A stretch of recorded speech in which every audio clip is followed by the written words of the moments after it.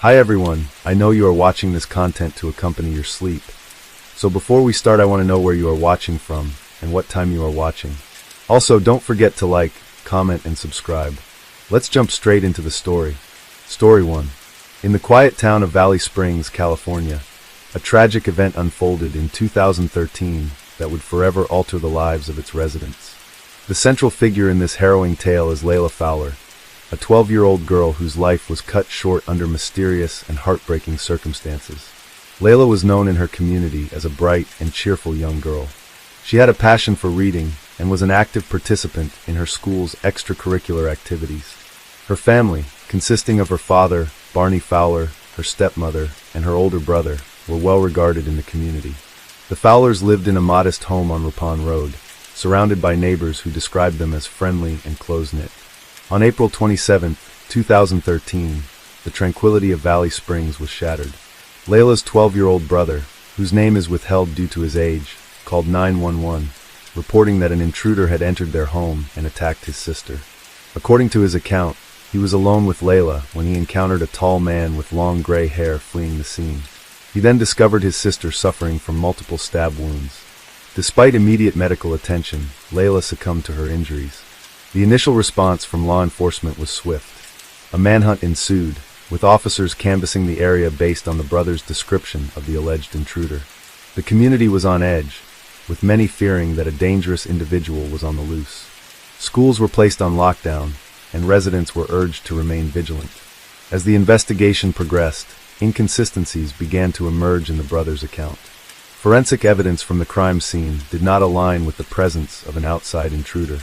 There were no signs of forced entry, and DNA evidence pointed towards someone within the household.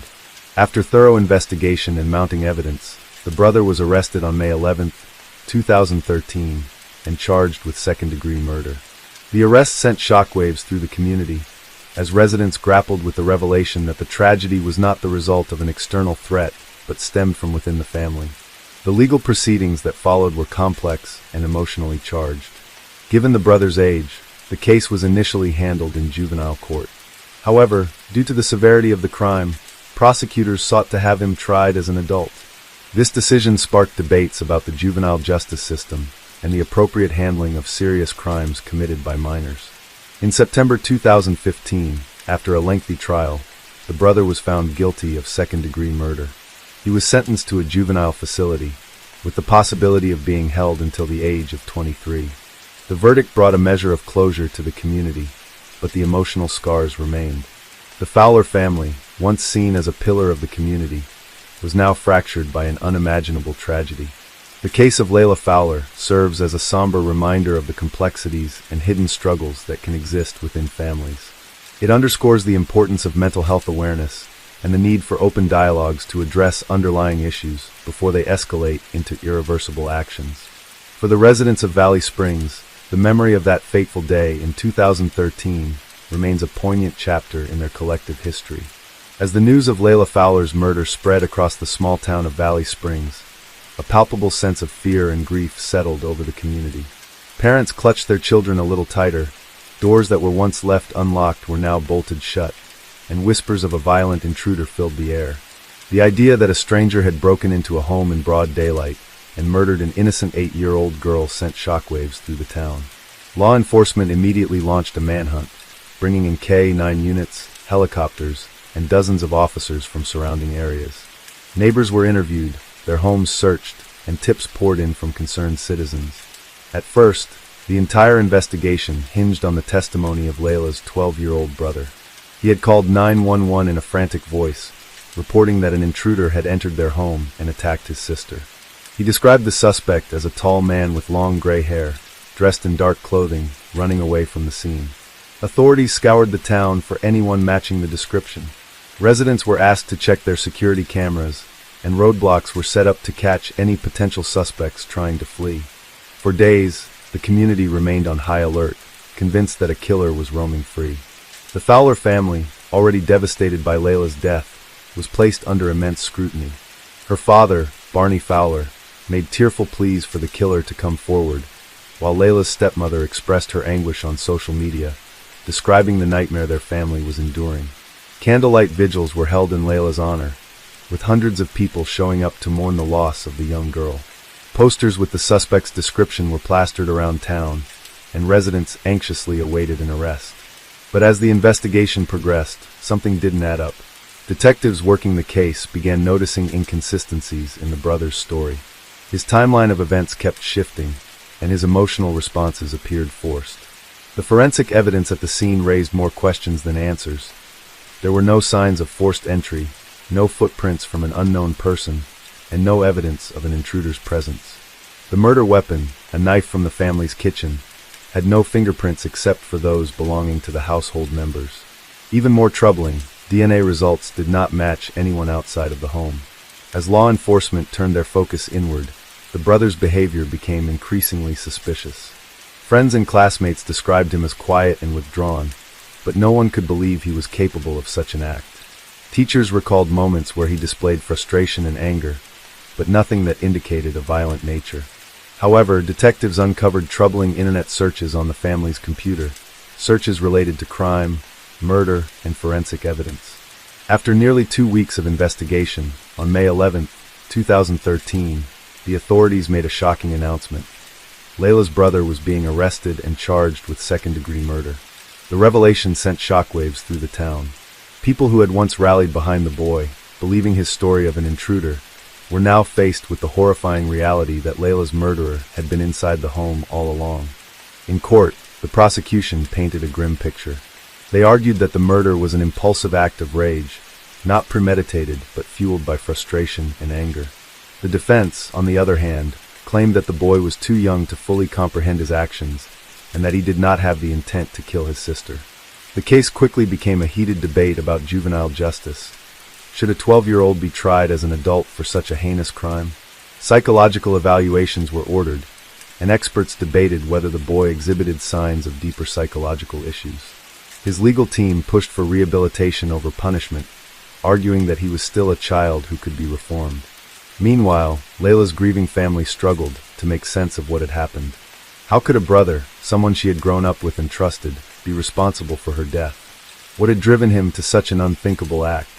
The trial was drawn out for years, with the prosecution and defense presenting conflicting theories. The lack of a clear motive left many unanswered questions. Some speculated that sibling rivalry had escalated into uncontrollable anger, while others believed there was something deeper at play. By the time the verdict was delivered in 2015, the small town of Valley Springs had changed forever. The case had not only robbed them of a bright young girl, but it had also shattered the belief that violence only came from the outside. In this instance, the danger had come from within. The courtroom was packed on the day of the verdict. Reporters lined the hallways, eager to capture the final chapter of a case that had haunted Valley Springs for over 2 years. Residents who had once prayed for justice now found themselves grappling with an impossible truth. Justice, in this case, meant holding a 12-year-old accountable for the brutal murder of his younger sister. The judge entered the room, and a tense silence fell over the crowd.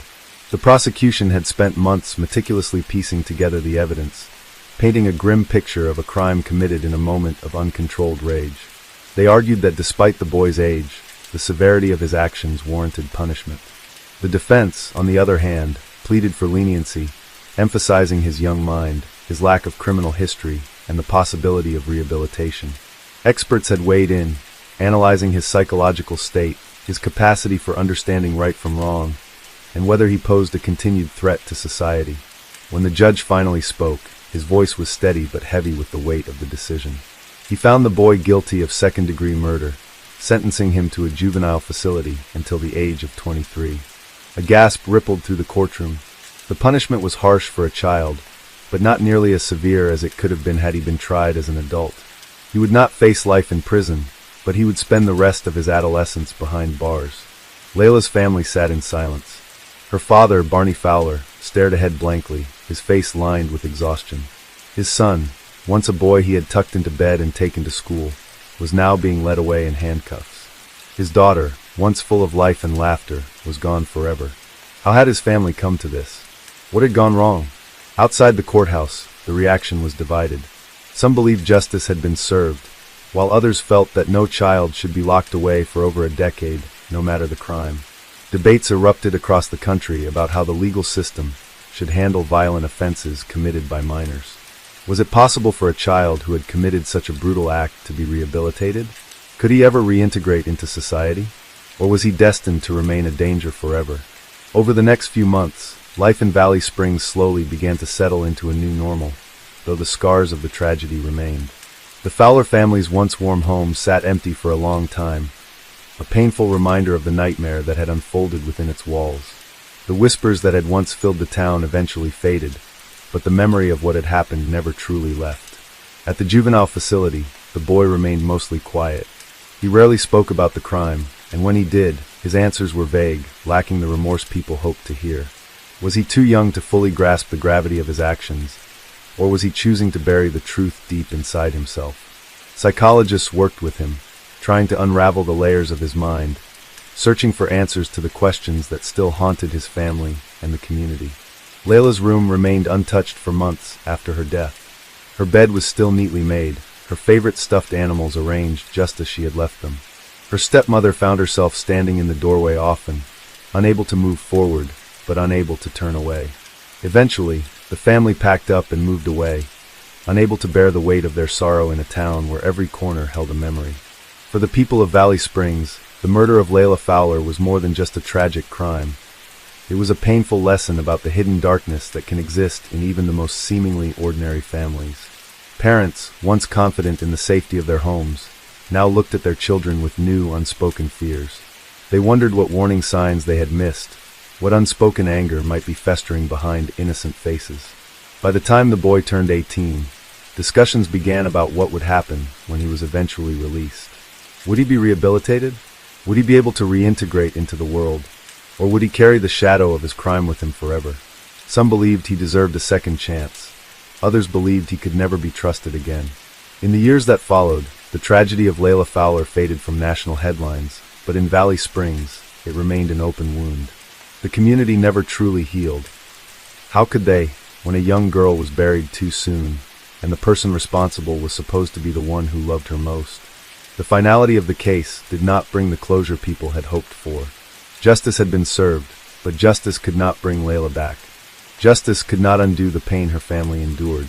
And justice could not answer the one question that still lingered in the minds of everyone who had followed the case.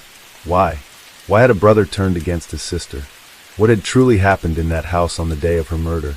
No one would ever know the full truth, except for the boy who took her life. And some secrets, it seemed, would be carried to the grave. Story 2. Ivan Robert Marco Milat was born on December 27, 1944, in Guildford, New South Wales, Australia. He was the fifth of 14 children in a family that was anything but ordinary. His parents, both Yugoslav immigrants, ran a strict and often violent household, where discipline was enforced with an iron fist. Growing up in such an environment, Ivan and his siblings were no strangers to trouble. By his teenage years, Ivan had already started showing signs of delinquency, engaging in petty theft, breaking into houses, and getting into fights. Despite his criminal tendencies, Ivan appeared, on the surface, to be a relatively normal man. He was physically strong, well-built, and had an unassuming demeanor that made people believe he was just another blue-collar worker. He found steady work as a road worker, operating heavy machinery for the New South Wales Department of Main Roads. To those who didn't know him well, he seemed like a hard-working man, someone who kept to himself and minded his own business. But beneath the surface, Ivan Milat harbored dark desires that would soon make him one of the most notorious serial killers in Australian history. Between 1989 and 1993, the lush, dense forests of the Belanglo State Forest became the burial ground for his victims. 7 young backpackers, 2 Australians, 3 Germans, and 2 Britons, vanished without a trace while hitchhiking between Sydney and Melbourne. The disappearance of young travelers wasn't entirely unusual, as many adventurous souls took to hitchhiking to explore the country on a budget. But as months turned into years, and the missing travelers never made contact with their families, authorities began to suspect that something far more sinister was at play.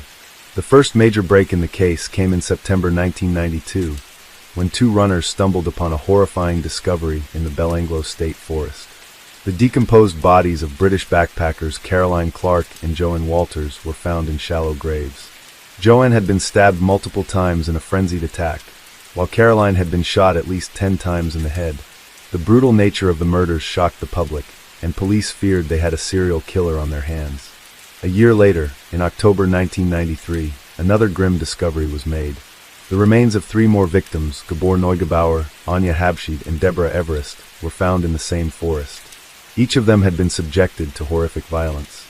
Anya Habschied had been decapitated, her skull never recovered, while Gabor and Deborah had both suffered multiple stab wounds. The similarities between these murders and the earlier ones led investigators to the chilling realization that the same person was responsible for all of them. The case gained nationwide attention, and the media dubbed the unknown killer the backpacker murderer. The police worked tirelessly, combing through missing persons reports, tracking the last known movements of the victims, and gathering any possible clues that could lead them to the killer. The pressure was mounting, and the fear among the public was palpable. Hitchhikers became wary, and many young travelers changed their plans, unwilling to risk becoming the next victim. Then, in November 1993, the remains of 2 more victims, James Gibson and Simone Schmidl, were found. James and Simone had been missing since 1989, meaning the killer had been operating for years without detection. The brutality of the murders was consistent with the previous victims: stabbing, gunshot wounds, and evidence that the victims had been tortured before their deaths. Police now knew that they were dealing with a methodical and sadistic killer, someone who enjoyed inflicting pain and taking lives. But despite the gruesome discoveries, the killer remained unidentified. Authorities worked with behavioral experts to create a psychological profile, concluding that the perpetrator was likely a local man, familiar with the area, and possibly someone who had a history of violence. However, without solid evidence or a lead, the case stalled. It seemed as though the killer might never be caught. Everything changed in early 1994 when police received a tip that would break the case wide open. A British backpacker named Paul Onions came forward with a terrifying story. In 1990, Paul had been hitchhiking near the area where the bodies were found when he was picked up by a man who introduced himself as Bill. At first, everything seemed normal, but as they drove, the man's behavior changed. He became erratic, asking strange questions and making unsettling comments. Then, without warning, the driver pulled out a gun and a rope. Realizing he was in imminent danger, Paul managed to escape, running for his life along the road until he flagged down a passing car. He never reported the incident to police at the time, thinking it was just a close call. But after hearing about the backpacker murders on the news, he knew instantly that the man who had tried to abduct him was the same man responsible for the killings. Paul Onion's testimony gave the police the lead they desperately needed. He worked with investigators to create a composite sketch, and his description of the attacker's vehicle led them to one name: Ivan Milat. When police looked into his history, they found a disturbing past filled with violence, previous arrests, and an obsession with firearms. Everything started to fall into place, and police finally had their prime suspect. On May 22, 1994, in a massive operation involving dozens of officers, police raided Milat's home. What they found inside left no doubt that he was the backpacker murderer. Hidden in his house and in a shed on his property were weapons matching those used in the killings, camping equipment belonging to the victims, and chillingly, items that had been taken as trophies from each person he murdered. The evidence was overwhelming, and Ivan Milat was arrested on the spot. The news of his arrest spread quickly, sending shockwaves across Australia. People who had known Milat were stunned. He had always been seen as a quiet, reserved man who kept to himself. No one could have imagined that behind his calm exterior lurked a ruthless serial killer who had preyed on innocent travelers for years. As Milat sat in his jail cell awaiting trial, police continued to investigate whether he had more victims. There were dozens of unsolved missing persons cases that bore similarities to his modus operandi. Some believed he had killed many more than just the 7 known victims. However, despite speculation, no additional bodies were ever conclusively linked to him. The trial of Ivan Milat began in 1996, and the evidence against him was overwhelming. Survivors like Paul Onions testified, describing their terrifying encounters with him. Forensic experts presented the damning proof found in his home. The jury deliberated for 3 days before delivering a guilty verdict on all 7 counts of murder. Milat was sentenced to life imprisonment without the possibility of parole. Even after being locked away, Milat never admitted to his crimes. He maintained his innocence until his death in 2019, despite the irrefutable evidence against him. Investigators remained convinced that he had killed more than just the 7 backpackers, but with his refusal to confess, those secrets died with him. The backpacker murders left a permanent scar on Australia. The case not only led to changes in how missing persons cases were handled, but also served as a grim warning about the dangers of hitchhiking. Today, the Belanglo State Forest remains a place forever associated with horror, a chilling reminder of the evil that once lurked in its depths. The trial of Ivan Milat was one of the most highly publicized in Australian history. The courtroom was packed every day with journalists, families of the victims, and members of the public eager to see justice served. The prosecution presented overwhelming evidence, detailing Milat's calculated and sadistic methods. The jurors listened in horror as forensic experts described the injuries inflicted upon the victims. Stab wounds so deep they suggested immense force, gunshot wounds fired with precision, and signs of restraint that indicated the victims had been held captive before being killed. One of the most chilling aspects of the trial was the forensic evidence linking Milat directly to the murders. The police had found numerous items belonging to the victims inside his home. Sleeping bags, clothing, backpacks, and cameras were hidden away in his bedroom and garage. A search of his property also uncovered an arsenal of weapons, including a .22 caliber rifle that matched the gun used in several of the killings. Ballistics testing confirmed that the same rifle had been used to execute some of the victims. Despite the mountain of evidence against him, Milat remained defiant. He denied any involvement in the murders, claiming he was being framed by the police.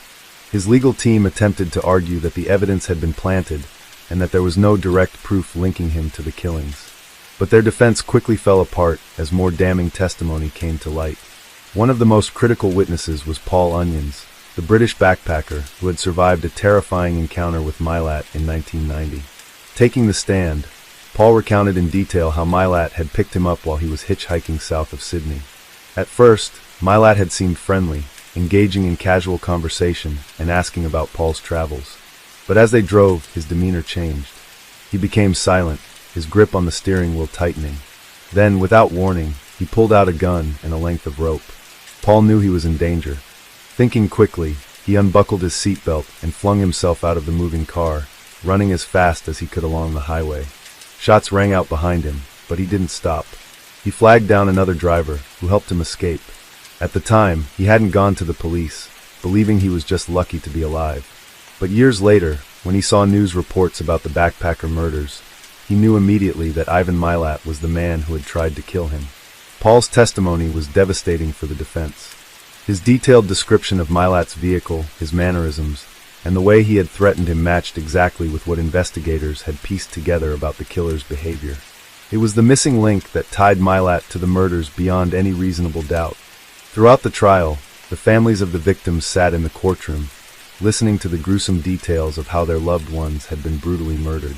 Some wept quietly, while others stared blankly, unable to process the horrors being recounted. For years, they had held out hope that their children were still alive, perhaps lost somewhere or unable to contact them.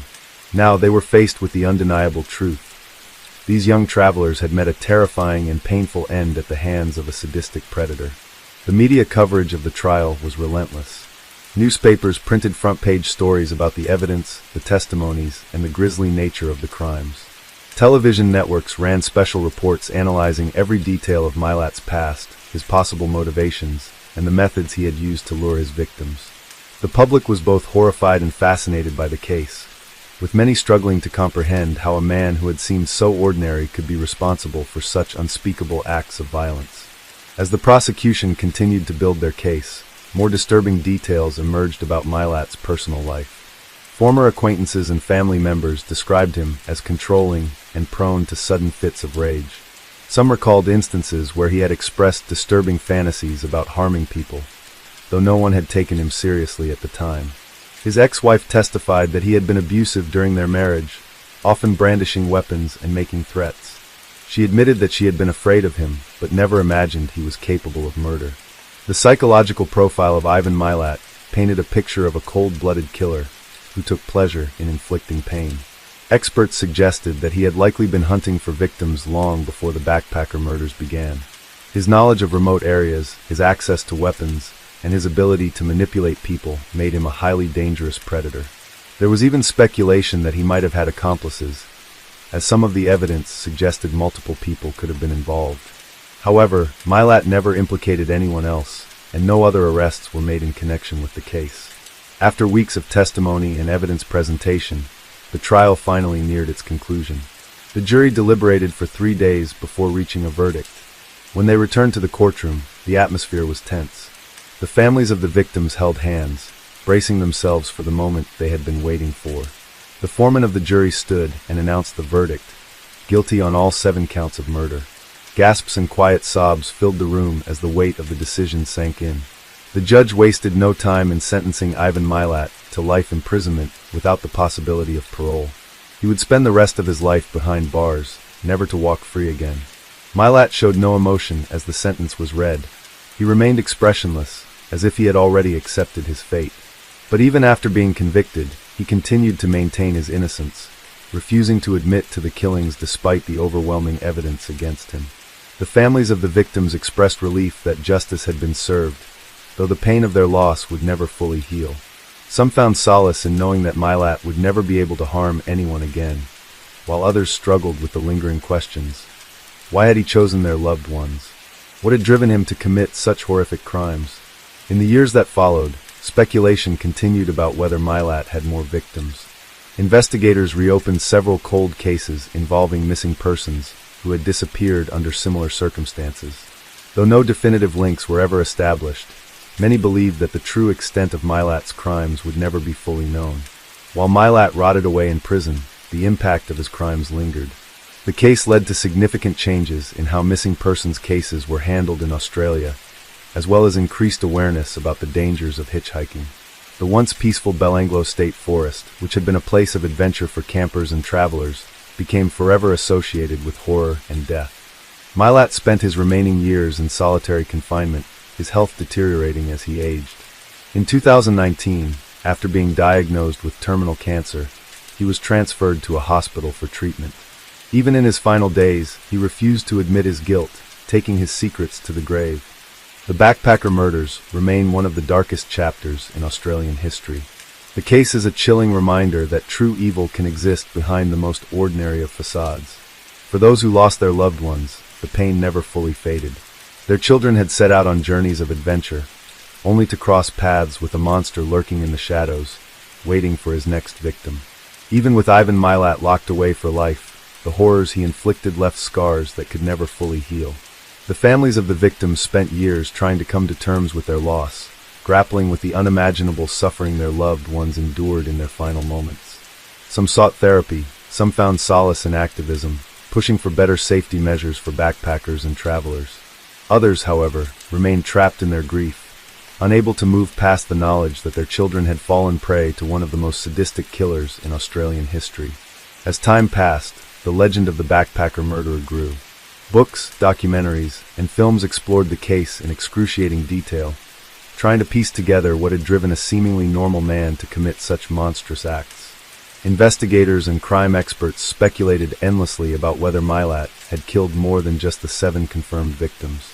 One of the most haunting questions that lingered was whether Milat had acted alone. Some investigators believed that his crimes were too elaborate, too methodical for a single person to execute without assistance. There were reports from surviving victims who claimed they had seen another person in Milat's vehicle, or had heard a second voice during their abduction attempts. However, no solid evidence ever surfaced to confirm the presence of an accomplice. Milat himself remained silent on the matter, refusing to provide any information even as he neared death.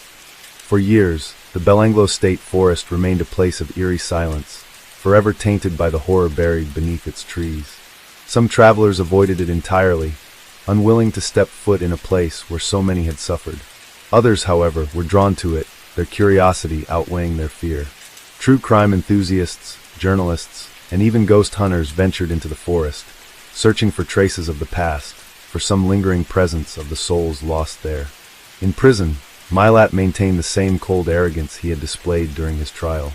He showed no remorse, no indication that he felt any guilt for what he had done. He repeatedly appealed his conviction, claiming he had been framed, but his attempts at freedom were futile. The evidence against him was undeniable, and the courts refused to entertain his pleas. As the years dragged on, Milat's health began to decline. He suffered from a range of medical issues, but true to his nature, he refused treatment at times, as if trying to exert control over his fate. In 2019, he was diagnosed with terminal esophageal and stomach cancer. Even in his dying days, he remained unrepentant, refusing to confess to the murders. When news of Milat's impending death broke, reactions were mixed. Some saw it as justice finally catching up to him, a slow and painful demise that he fully deserved. Others felt frustrated, knowing that with his death, any chance of uncovering the full truth about his crimes would be lost forever.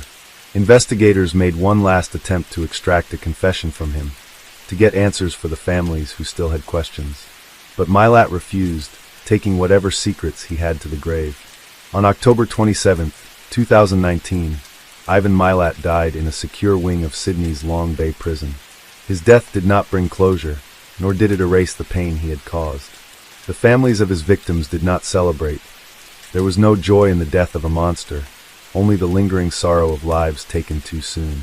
The case of the backpacker murders remains one of Australia's most infamous crimes. It changed the way people viewed hitchhiking, turning what was once a common practice into a dangerous gamble. It led to changes in law enforcement, prompting new measures to track missing persons more efficiently. And most importantly, it left behind a tragic reminder of how easily innocence can be stolen by the cruelest of hands. Even today, the shadows of Ivan Milat's crimes linger. The Belanglo State Forest still carries the weight of its bloody history, a silent witness to the horror that unfolded within its depths. The victims' names are etched in stone, in the memories of their families, in the stories told to warn future generations. They will never be forgotten. But Ivan Milat, despite the notoriety he craved, will not be remembered as anything more than what he truly was: a cowardly, remorseless predator who preyed on the innocent and left behind nothing but grief, terror, and unanswered questions. Story 3.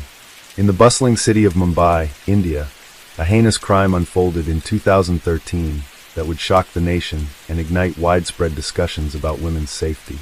At the center of this tragic event were 5 individuals: Muhammad Qasim Hafiz Sheikh, also known as Qasim, Muhammad Salim Ansari, Vijay Jadhav, Siraj Rahman Khan, alias Serju, and a juvenile whose identity remains protected due to legal reasons. These men, hailing from underprivileged backgrounds, had a history of petty crimes and were familiar with the darker underbelly of the city. Their lives intersected in a manner that would lead them down a path of unimaginable cruelty. On the evening of August 22, 2013, a 22-year-old photojournalist, interning with an English-language magazine, set out on an assignment with a male colleague. Their destination was the abandoned Shakti Mills compound, located near Mahalakshmi in South Mumbai. Once a thriving textile mill, Shakti Mills had long been deserted, its dilapidated structures standing as silent witnesses to the passage of time. The compound, overgrown with wild foliage and littered with debris, had become a secluded spot, often frequented by those seeking solitude or engaging in illicit activities away from the prying eyes of the public. As the duo ventured deeper into the compound, the fading daylight cast eerie shadows, and the distant hum of the city seemed worlds away. Unbeknownst to them, they were being watched. The 5 perpetrators, familiar with the labyrinthine layout of the mills, had been lurking in the vicinity, seeking an opportunity to assert their dominance and indulge their depraved desires. Spotting the unsuspecting pair, they saw an opportunity to exploit. The men approached the photojournalist and her colleague under the pretense of questioning their presence in the area. Feigning authority, they accused the duo of trespassing and threatened them with dire consequences. The situation escalated rapidly. The assailants overpowered the male colleague, binding his hands with belts and leading him away, rendering him helpless. Isolated and vulnerable, the photojournalist was subjected to a brutal sexual assault by the 5 men. During the ordeal, the perpetrators took photographs of the victim, threatening to release the images on social media should she report the crime. This act of intimidation was designed to instill fear and ensure her silence. The assault lasted for several harrowing minutes, after which the assailants fled, leaving the traumatized victims to fend for themselves. Despite the physical and emotional agony, the photojournalist and her colleague managed to reach a nearby hospital, where they received immediate medical attention. The incident was promptly reported to the police, setting off a chain of events that would lead to the apprehension of the culprits and a nationwide outcry against such heinous acts. In the aftermath of the assault, the Mumbai police launched an intensive investigation. Utilizing the descriptions provided by the victims, along with forensic evidence collected from the crime scene, the authorities were able to identify and apprehend the 5 perpetrators within a week. The swift action by law enforcement was met with widespread approval, but it also underscored the pressing need for systemic changes to prevent such incidents in the future. As the case proceeded to trial, it garnered extensive media coverage, sparking debates about women's safety, the role of law enforcement, and the societal attitudes that perpetuate such crimes. The Shakti Mills gang rape case became a catalyst for change, prompting both legislative reforms and a shift in public consciousness regarding issues of sexual violence and gender equality in India. The trial culminated in 2014, with the court delivering a landmark verdict that sought to send a strong message against such atrocities. The sentences handed down to the perpetrators were severe, reflecting the gravity of their crimes and the collective outrage of a society demanding justice. The case not only brought closure to the victims, but also ignited a movement aimed at creating a safer and more equitable environment for all. In the years following the incident, the Shakti Mills compound, once a symbol of industrial progress, stood as a stark reminder of the horrors that transpired within its walls. Efforts were made to rehabilitate the area, transforming it into a space that honors the resilience of survivors and serves as a testament to the ongoing fight against sexual violence. The legacy of the case continues to influence policies and societal attitudes, striving towards a future where such tragedies are relegated to history.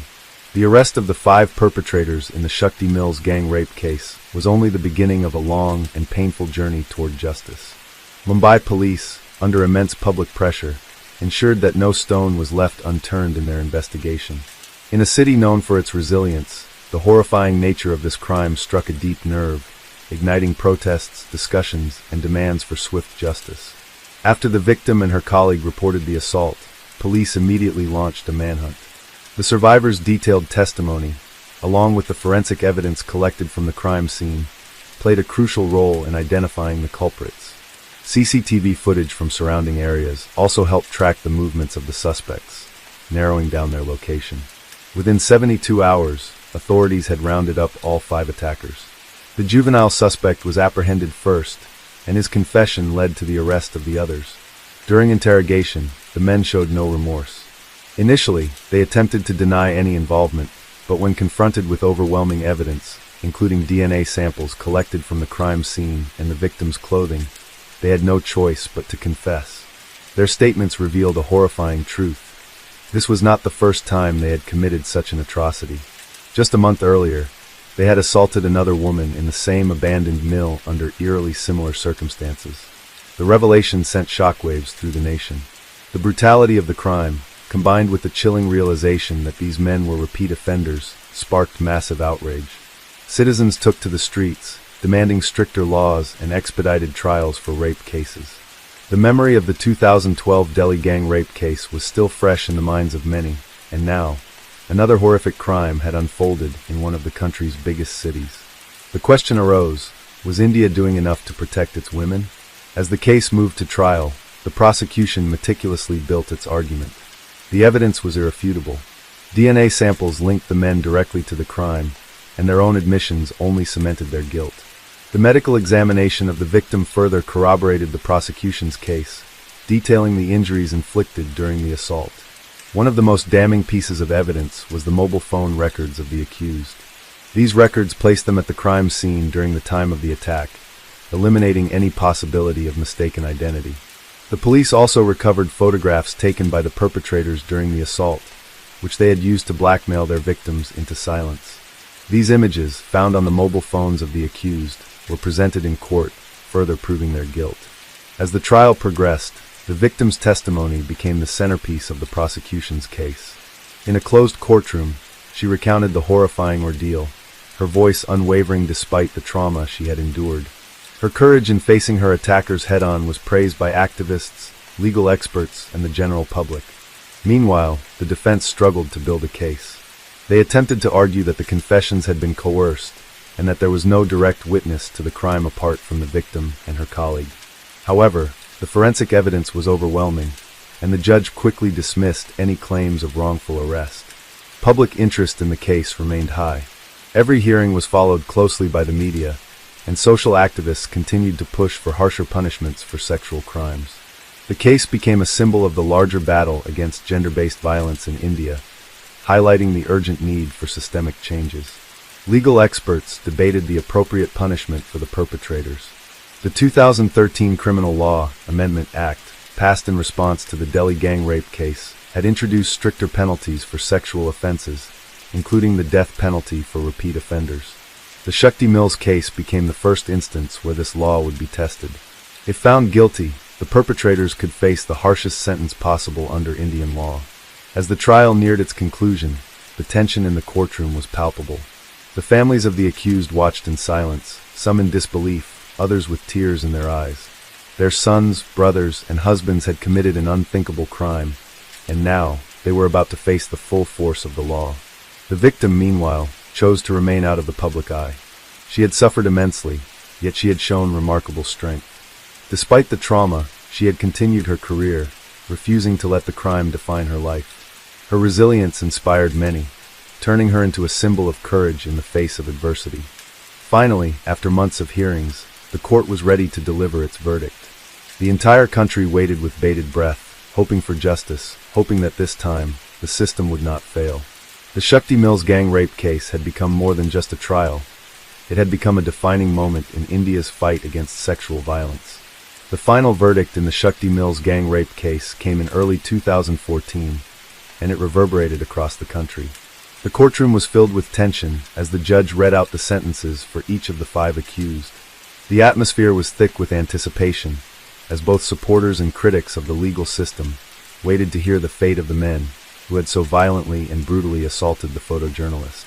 Muhammad Qasim Hafiz Sheikh, Muhammad Salim Ansari, Vijay Jadhav, and Suraj Rahman Khan, along with the juvenile accomplice, were each found guilty of multiple charges, including rape, sexual assault, criminal intimidation, and kidnapping. The charges were not just about the brutality of the attack, but also about the depraved manner in which the men had manipulated and exploited the victims in order to carry out their horrific crime. The prosecution had argued that these men had shown no regard for the dignity of the victim or for the law, and had acted in a premeditated, violent manner. They had terrorized the victims not just physically, but psychologically as well, leaving them in a constant state of fear and uncertainty. What made the crime even more disturbing was the fact that the perpetrators had intended to force their victims into silence, using threats of releasing the photos of the assault on social media as leverage. The judge, in delivering the judgment, commented on the severity of the crime, stating that the assault was not only an attack on the physical well-being of the victim, but also an assault on the very fabric of society. The court also emphasized the failure of the accused to show any remorse or to seek redemption for their actions. The cold, calculated nature of the crime, combined with the cruelty they exhibited toward their victims, led the court to hand down a harsh sentence. Qasim, Ansari, Jadhav, and Khan were all sentenced to life imprisonment without the possibility of parole. This was a significant moment in India's legal history, as it represented the government's strong stance against those who commit such heinous crimes. The severity of the sentences was hailed by many as a signal that the justice system would no longer tolerate such violence, particularly against women. The juvenile offender, being under the age of 18 at the time of the crime, was tried separately under the Juvenile Justice Act. Despite the horrific nature of his involvement in the assault, the law treated him as a minor. He was sentenced to 3 years in a reform facility, a sentence that sparked considerable debate. Many felt that the law was too lenient given the severity of the crime, and critics of the juvenile justice system began calling for stricter measures in cases involving violent crimes committed by minors. The victim, despite the unimaginable trauma she had endured, showed an extraordinary level of courage throughout the proceedings. She had been forced to relive her nightmare during the trial, but her testimony remained unwavering, and her resolve to seek justice was inspiring. In her statement to the court, she said, "I am not a victim, I am a survivor," signaling that she would not allow the actions of these men to define the rest of her life. While the court's decision was a victory for the victims and their families, the case also highlighted the deep-rooted issues surrounding gender-based violence in India. The public outcry and protests that followed the Shakti Mills case were evidence that the country was at a crossroads. People demanded more than just punishment for the perpetrators. They wanted systemic changes that would ensure the safety of women in public and private spaces.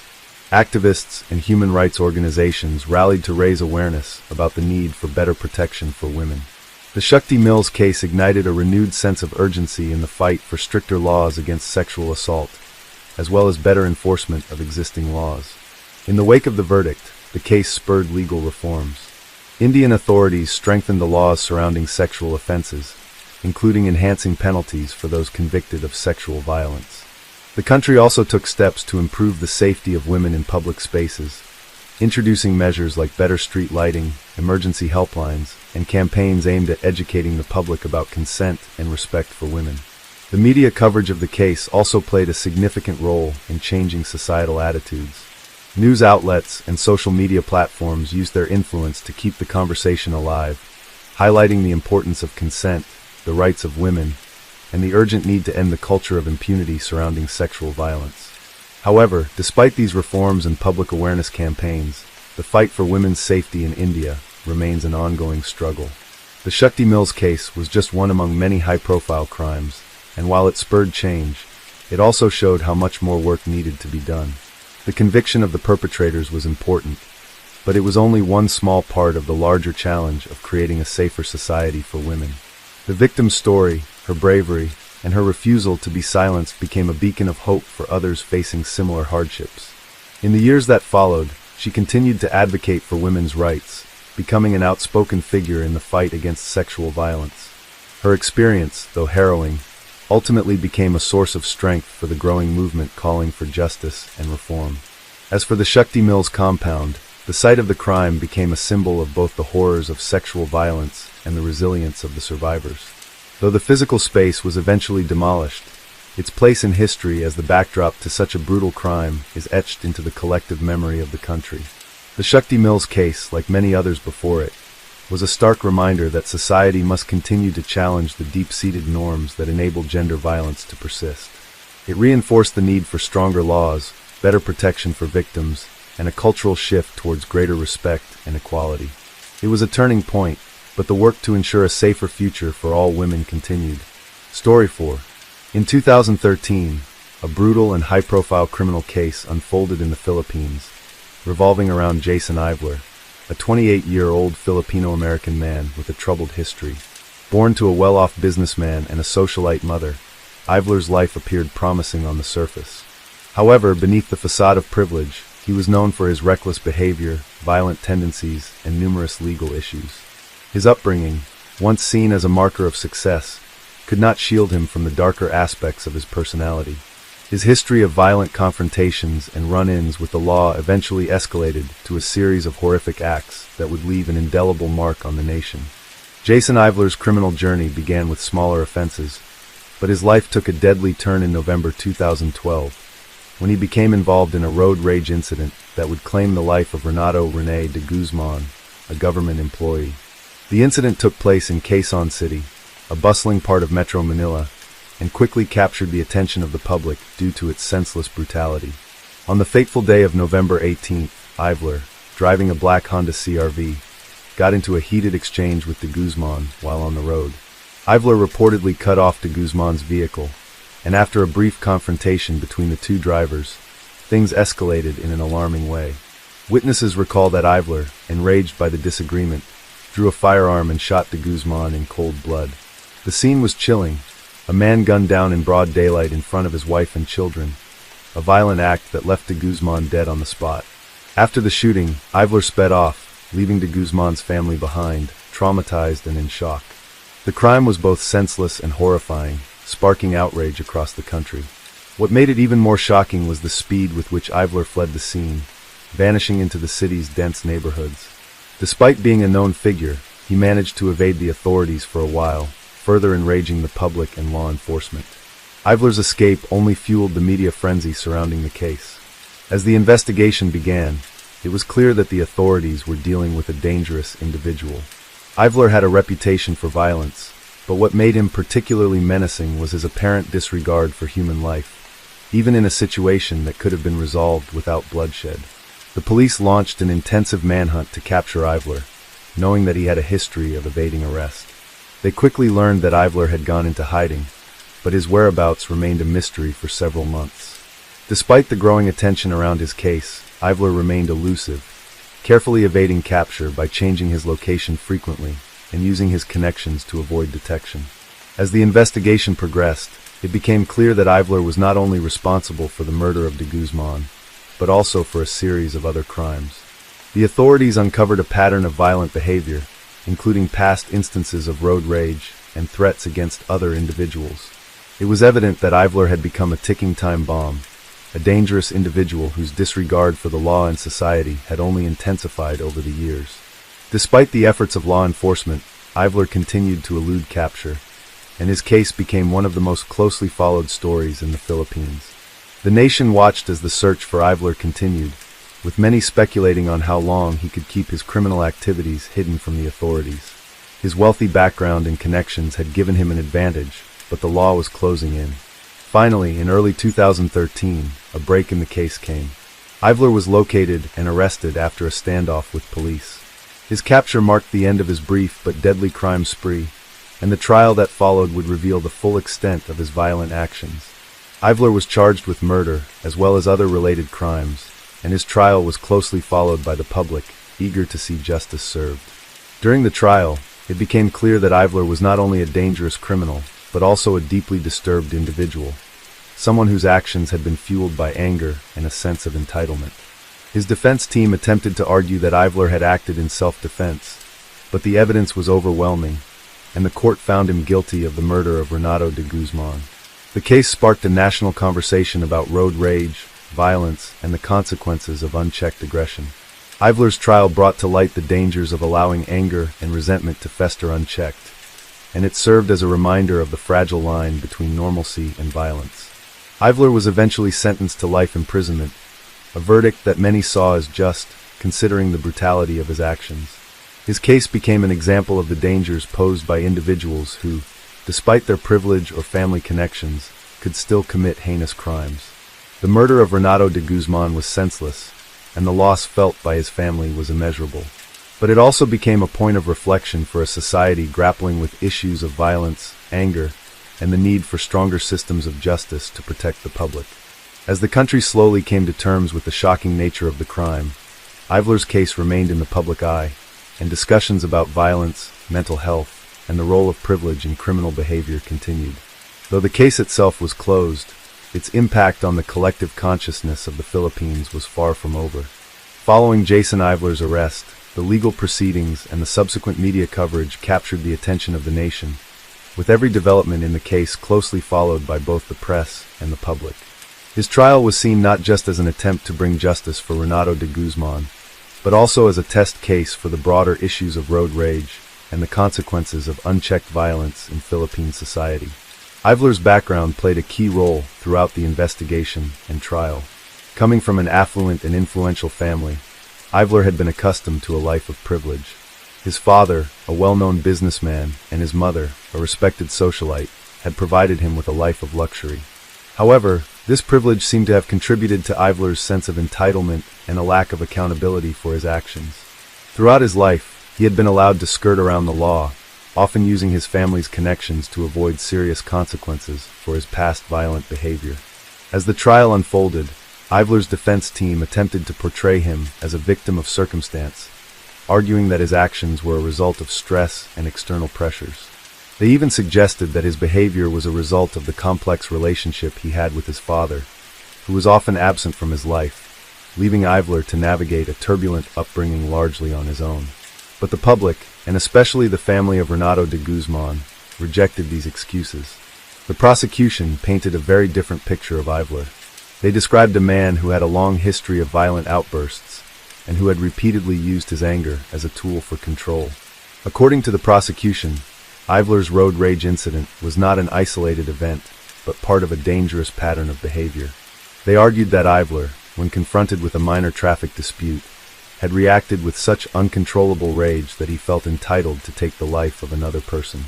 His lack of remorse and his decision to flee the scene further proved that he did not view his actions as criminal, but as a natural response to perceived disrespect. Witnesses testified to Ivler's aggressive driving habits and his reckless behavior in the past. Friends, family members, and even strangers who had encountered him on the road shared stories of his tendency to escalate minor conflicts into dangerous confrontations. They recalled moments where Ivler had been verbally abusive and had threatened violence over trivial issues, often without provocation. This painted a picture of a man who was prone to aggression and violence, traits that would ultimately lead him to murder. One of the most harrowing pieces of evidence that came to light during the trial was a security camera recording of Ivler's vehicle shortly before the murder. The footage showed Ivler tailing de Guzman's car, a sign of his growing anger as the dispute escalated. The chilling moment when Ivler pulled out his gun and shot de Guzman in cold blood was captured in detail, leaving no doubt as to the intent and the brutality of the attack. The murder was premeditated, as Ivler had deliberately positioned himself behind de Guzman's vehicle and had planned to confront him in a violent manner. As the details of the murder were laid out before the court, it became clear that Ivler had not just taken the life of an innocent man, but had also deeply impacted the lives of de Guzman's family. De Guzman's wife, who had witnessed the shooting, spoke about the traumatic effect it had on her and their children. She recounted how the murder occurred in front of them, and how they had been forced to witness the senseless violence. Their lives were shattered, and the emotional scars they carried would never fade. De Guzman's young children were left without their father, and his wife had to cope with the aftermath of the loss while trying to maintain some semblance of normalcy for her family. The emotional testimony from de Guzman's family had a profound impact on the court. It brought the reality of the crime into sharp focus, showing not just the physical loss of a loved one, but the emotional devastation caused by the senseless murder. The victim's family, in their testimony, emphasized that Ivler's actions were not just a reflection of his personal frustrations, but a violent crime that had destroyed a family. They asked for the harshest possible punishment to be handed down to Ivler, not just as a form of justice for their loss, but as a deterrent for anyone who might think of committing a similar crime. The media also played an instrumental role in keeping the case in the public eye. News outlets covered every aspect of the trial, from the shocking details of Ivler's crime to the emotional testimony from de Guzman's family. The coverage helped shape public opinion, with many Filipinos expressing anger at Ivler's apparent lack of remorse and his family's attempts to shield him from the consequences of his actions. Social media, in particular, became a platform for widespread outrage, as people demanded swift justice for de Guzman and his family. Despite the strong case presented by the prosecution, the defense persisted in its attempts to humanize Ivler. They claimed that he had struggled with mental health issues, such as anger management problems, and suggested that his violent tendencies were a result of personal difficulties. However, the court found these arguments unconvincing, particularly given the overwhelming evidence of Ivler's premeditated actions and his apparent disregard for the consequences of his crime. In the end, the trial culminated in a guilty verdict for Jason Ivler, and the court sentenced him to life imprisonment. The decision was met with relief by de Guzman's family and by the public, who felt that justice had been served. However, the case also served as a stark reminder of the dangers of unchecked aggression and the importance of accountability in a society that values law and order. Ivler's story did not end with the trial. His actions would forever be tied to the tragic death of Renato de Guzman, and his case would continue to spark discussions on the broader issues of violence, privilege, and the need for a more equitable legal system. While his imprisonment was seen as justice, the scars left on de Guzman's family and the community remained, a lasting reminder of the devastating consequences of violent behavior.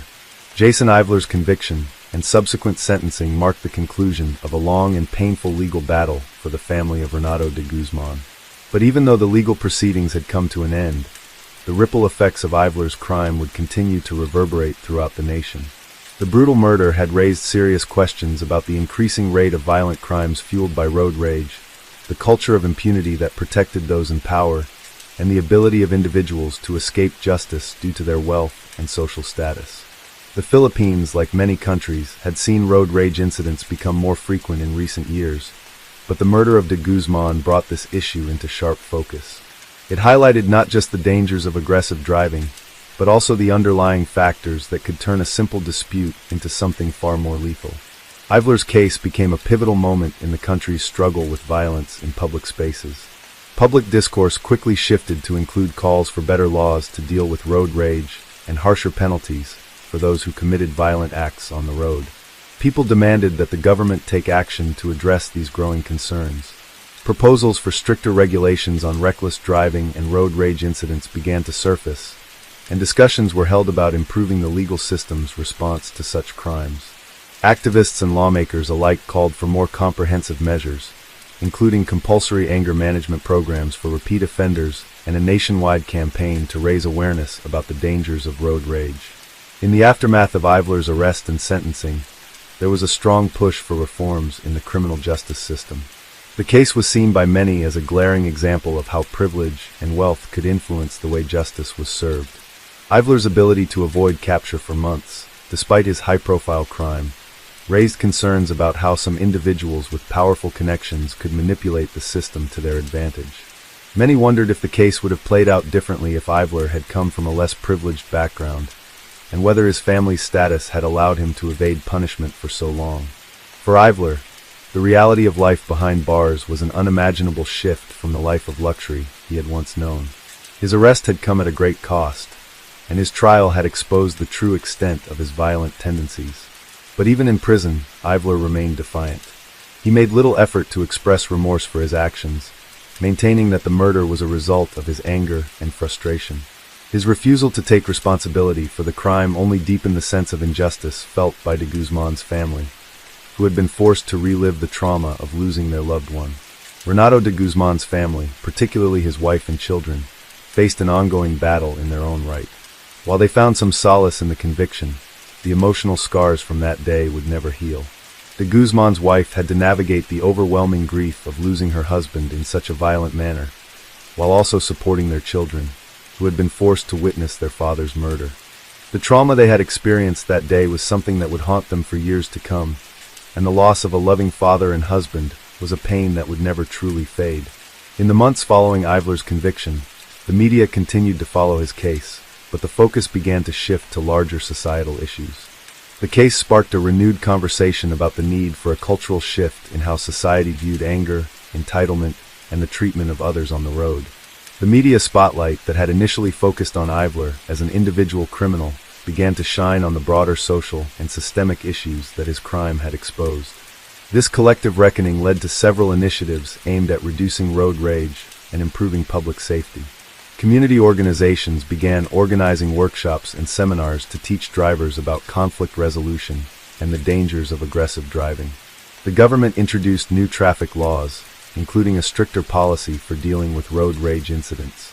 These initiatives were meant not only to address the symptoms of road violence, but also to challenge the underlying attitudes that allowed it to flourish. While Ivler's conviction was seen as a form of justice, it was clear that the case had uncovered much larger issues within the country. It wasn't just a question of punishing one individual. It was a question of addressing the broader culture of violence, entitlement, and impunity that could lead to such horrific acts. There was a growing understanding that solving one crime would not be enough to solve the problems that had allowed that crime to happen in the first place. For Ivler, life in prison was not just a consequence of his actions, but also a reflection of the larger issues at play. He had been a product of a system that had allowed him to live without consequences for years, and his crime had exposed the dangerous effects of that system. In prison, Ivler's life had become a stark contrast to the life he had once known. He had gone from a man of privilege to someone serving time for a heinous crime, and the isolation and loss were profound. The case of Jason Ivler and the murder of Renato de Guzman would remain a painful chapter in the history of the Philippines. It was a reminder of how unchecked anger and a sense of entitlement could lead to devastating consequences, and how important it was to address these issues before they escalated into violence. But it was also a story of resilience. The resilience of a family that had lost so much but had continued to fight for justice, and the resilience of a nation that had been forced to confront its own shortcomings in the face of such a senseless tragedy. In the years that followed, Ivler's case continued to serve as a catalyst for change, with many advocating for greater accountability and better support systems for families affected by violent crime. Though justice had been served for de Guzman, the work of healing, reform, and preventing future tragedies was far from over. And while Ivler's imprisonment marked the end of his freedom, it was just the beginning of the long road toward addressing the deep-rooted issues that had made his crime possible in the first place. Story 5. In 2013, a chilling crime rocked the quiet streets of Paris, France. The case involved the murder of a beloved elderly woman, known as Madame Juliette Dupont, who had lived in the heart of the city for over 60 years. What made this crime so shocking was not only its brutality, but also the identity of the perpetrator, a man by the name of Hugo Lemoyne. Hugo Lemoyne was a 32-year-old former student of philosophy who had struggled for years to find his place in the world. Born to middle-class parents in a small village in the French countryside, Hugo had always been somewhat of an outsider. His academic brilliance, while undeniable, was overshadowed by his social awkwardness and inability to connect with others. He spent much of his youth reading obscure philosophical texts, often retreating into his mind, and by his early 20s, Hugo had developed a deep sense of disillusionment with the world around him. His family, concerned about his increasingly erratic behavior, had tried to intervene, but Hugo's isolation only deepened. He moved to Paris with hopes of forging a new life, but instead, he spiraled further into depression and paranoia. Hugo's financial situation became dire when he failed to secure a stable job. Despite his intellectual prowess, he found little demand for a philosophy graduate with no practical skills. Struggling with his self-worth and consumed by feelings of anger and frustration, Hugo began to nurture dangerous ideas. He grew resentful of the wealthy, the well-off, and those who seemed to have everything he lacked. He became convinced that society was corrupt and that he, a misunderstood intellectual, was destined for something more significant than the life he was currently living. These dark thoughts took root, and over time, they transformed into a desire for revenge against the world that had rejected him. Madame Juliette Dupont, the victim, was a retired schoolteacher who had spent the final years of her life in a modest but cozy apartment on Rue de la Paix. She had lived a quiet, peaceful life, enjoying her daily walks through the streets of Paris, often stopping to chat with the locals. Known for her warm smile and kind heart, Madame Dupont had been a staple in her community. She was a beloved figure, well respected by her neighbors and friends. Despite her age, she was independent and lived alone, having lost her husband many years prior. Her life, though humble, was one of contentment. But unbeknownst to her, a man with a tormented mind was watching from the shadows, and her peaceful existence was about to come to a tragic end. It was in the early hours of the morning on October 15, 2013, when the crime occurred. Hugo Lemoyne had been planning the murder for weeks, methodically choosing his victim with cold precision. He had seen Madame Dupont many times before, walking her dog in the park or shopping at the local market. He had come to believe that she represented everything that was wrong with the world, a symbol of the comfortable, the content, and the happy. He saw her as someone who had lived a life of privilege, never experiencing the hardships he had faced. In his warped mind, she had become the perfect target for his anger and frustration. That morning, Hugo, wearing a black hooded jacket to conceal his identity, waited outside Madame Dupont's apartment building. He had watched her for days, learning her routine and waiting for the perfect moment to strike. When she left her apartment to run errands, Hugo followed her at a distance, feeling a sense of purpose. As she entered a local bakery, Hugo approached her from behind and, without warning, grabbed her by the arm and forced her into a nearby alley. The attack was swift and brutal. Hugo, driven by a combination of rage and delusion, assaulted Madame Dupont with a knife he had purchased earlier that week. The elderly woman, though frail and unprepared for the attack, fought back, but Hugo was relentless. In a matter of moments, he had fatally wounded her, leaving her body abandoned in the alley where she had taken her final breath. Hugo's actions were calculated, but the shock of the murder soon turned into confusion as he stood over her body, paralyzed by what he had just done. For a moment, he had a brief flash of realization, wondering if he had truly accomplished something meaningful, but it was quickly replaced by a deep sense of emptiness. He fled the scene almost immediately, leaving behind the evidence of his crime, including the knife that he had used. His hands shook as he hurriedly disposed of his clothes in a nearby trash bin and disappeared into the streets of Paris. The murder was initially a mystery. Madame Dupont's neighbors, alarmed by her absence, called the police, and soon, investigators began piecing together the details of the crime. The scene where the body was found was eerily quiet, with no signs of a struggle or a clear motive. As the investigation progressed, detectives found no immediate links between the victim and any known criminals or adversaries, leaving them baffled. The only clue they had was the surveillance footage from nearby security cameras, which captured a figure leaving the scene in a hurry. Though the footage was grainy, it was enough to spark a breakthrough in the case. Days passed, and the investigation into Madame Dupont's murder intensified. Detectives canvassed the neighborhood, speaking to residents and trying to piece together any information that might help them find the killer. Hugo, meanwhile, attempted to lay low, avoiding the public eye as much as possible, but his behavior began to raise suspicions. Neighbors who had seen him around town reported that he had become increasingly agitated in the weeks leading up to the murder, often muttering to himself or engaging in strange, erratic conversations. His former friends recalled his growing obsession with philosophy and his increasingly nihilistic outlook on life. They described him as someone who had grown more withdrawn to the point of madness. As the evidence began to mount, Hugo's past came under scrutiny. Investigators uncovered details about his troubled history, including his failed attempts to find work and his feelings of alienation. His social media accounts revealed his deep resentment toward society and his often cryptic posts about revolution and the corrupt nature of the world. In interviews with family members, it became clear that Hugo had been battling mental health issues for years, though he had refused to seek help. His increasingly erratic behavior had caused concern among those close to him, but no one had suspected that he was capable of such violence. After several weeks of investigation, Hugo Lemoine was arrested. The police tracked him down to a small apartment in the outskirts of Paris, where he had been hiding in plain sight. When he was confronted with the evidence, he showed no remorse, his cold demeanor offering no explanation for his actions. The investigation had confirmed that Hugo had carefully planned the murder, targeting Madame Dupont because of his warped beliefs about society and his misplaced sense of injustice.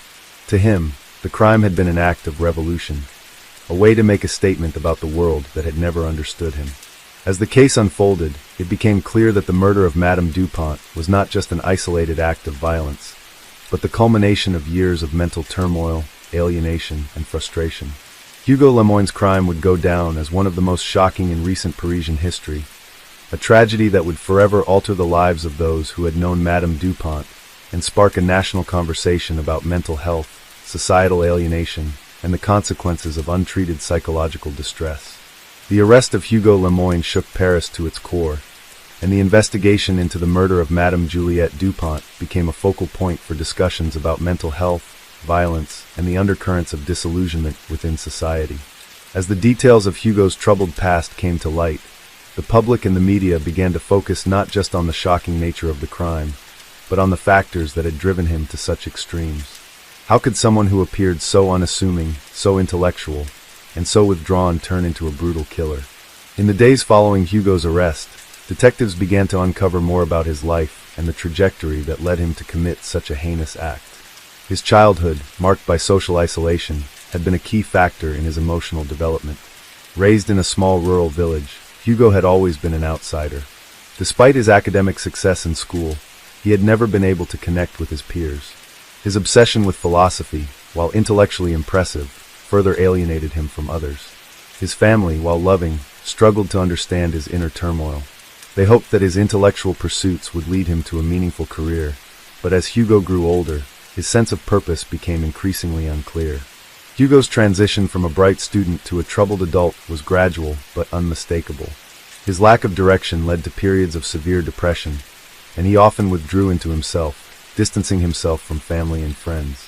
His attempts to forge a career were met with failure, and his increasing inability to relate to those around him made it impossible for him to find lasting employment.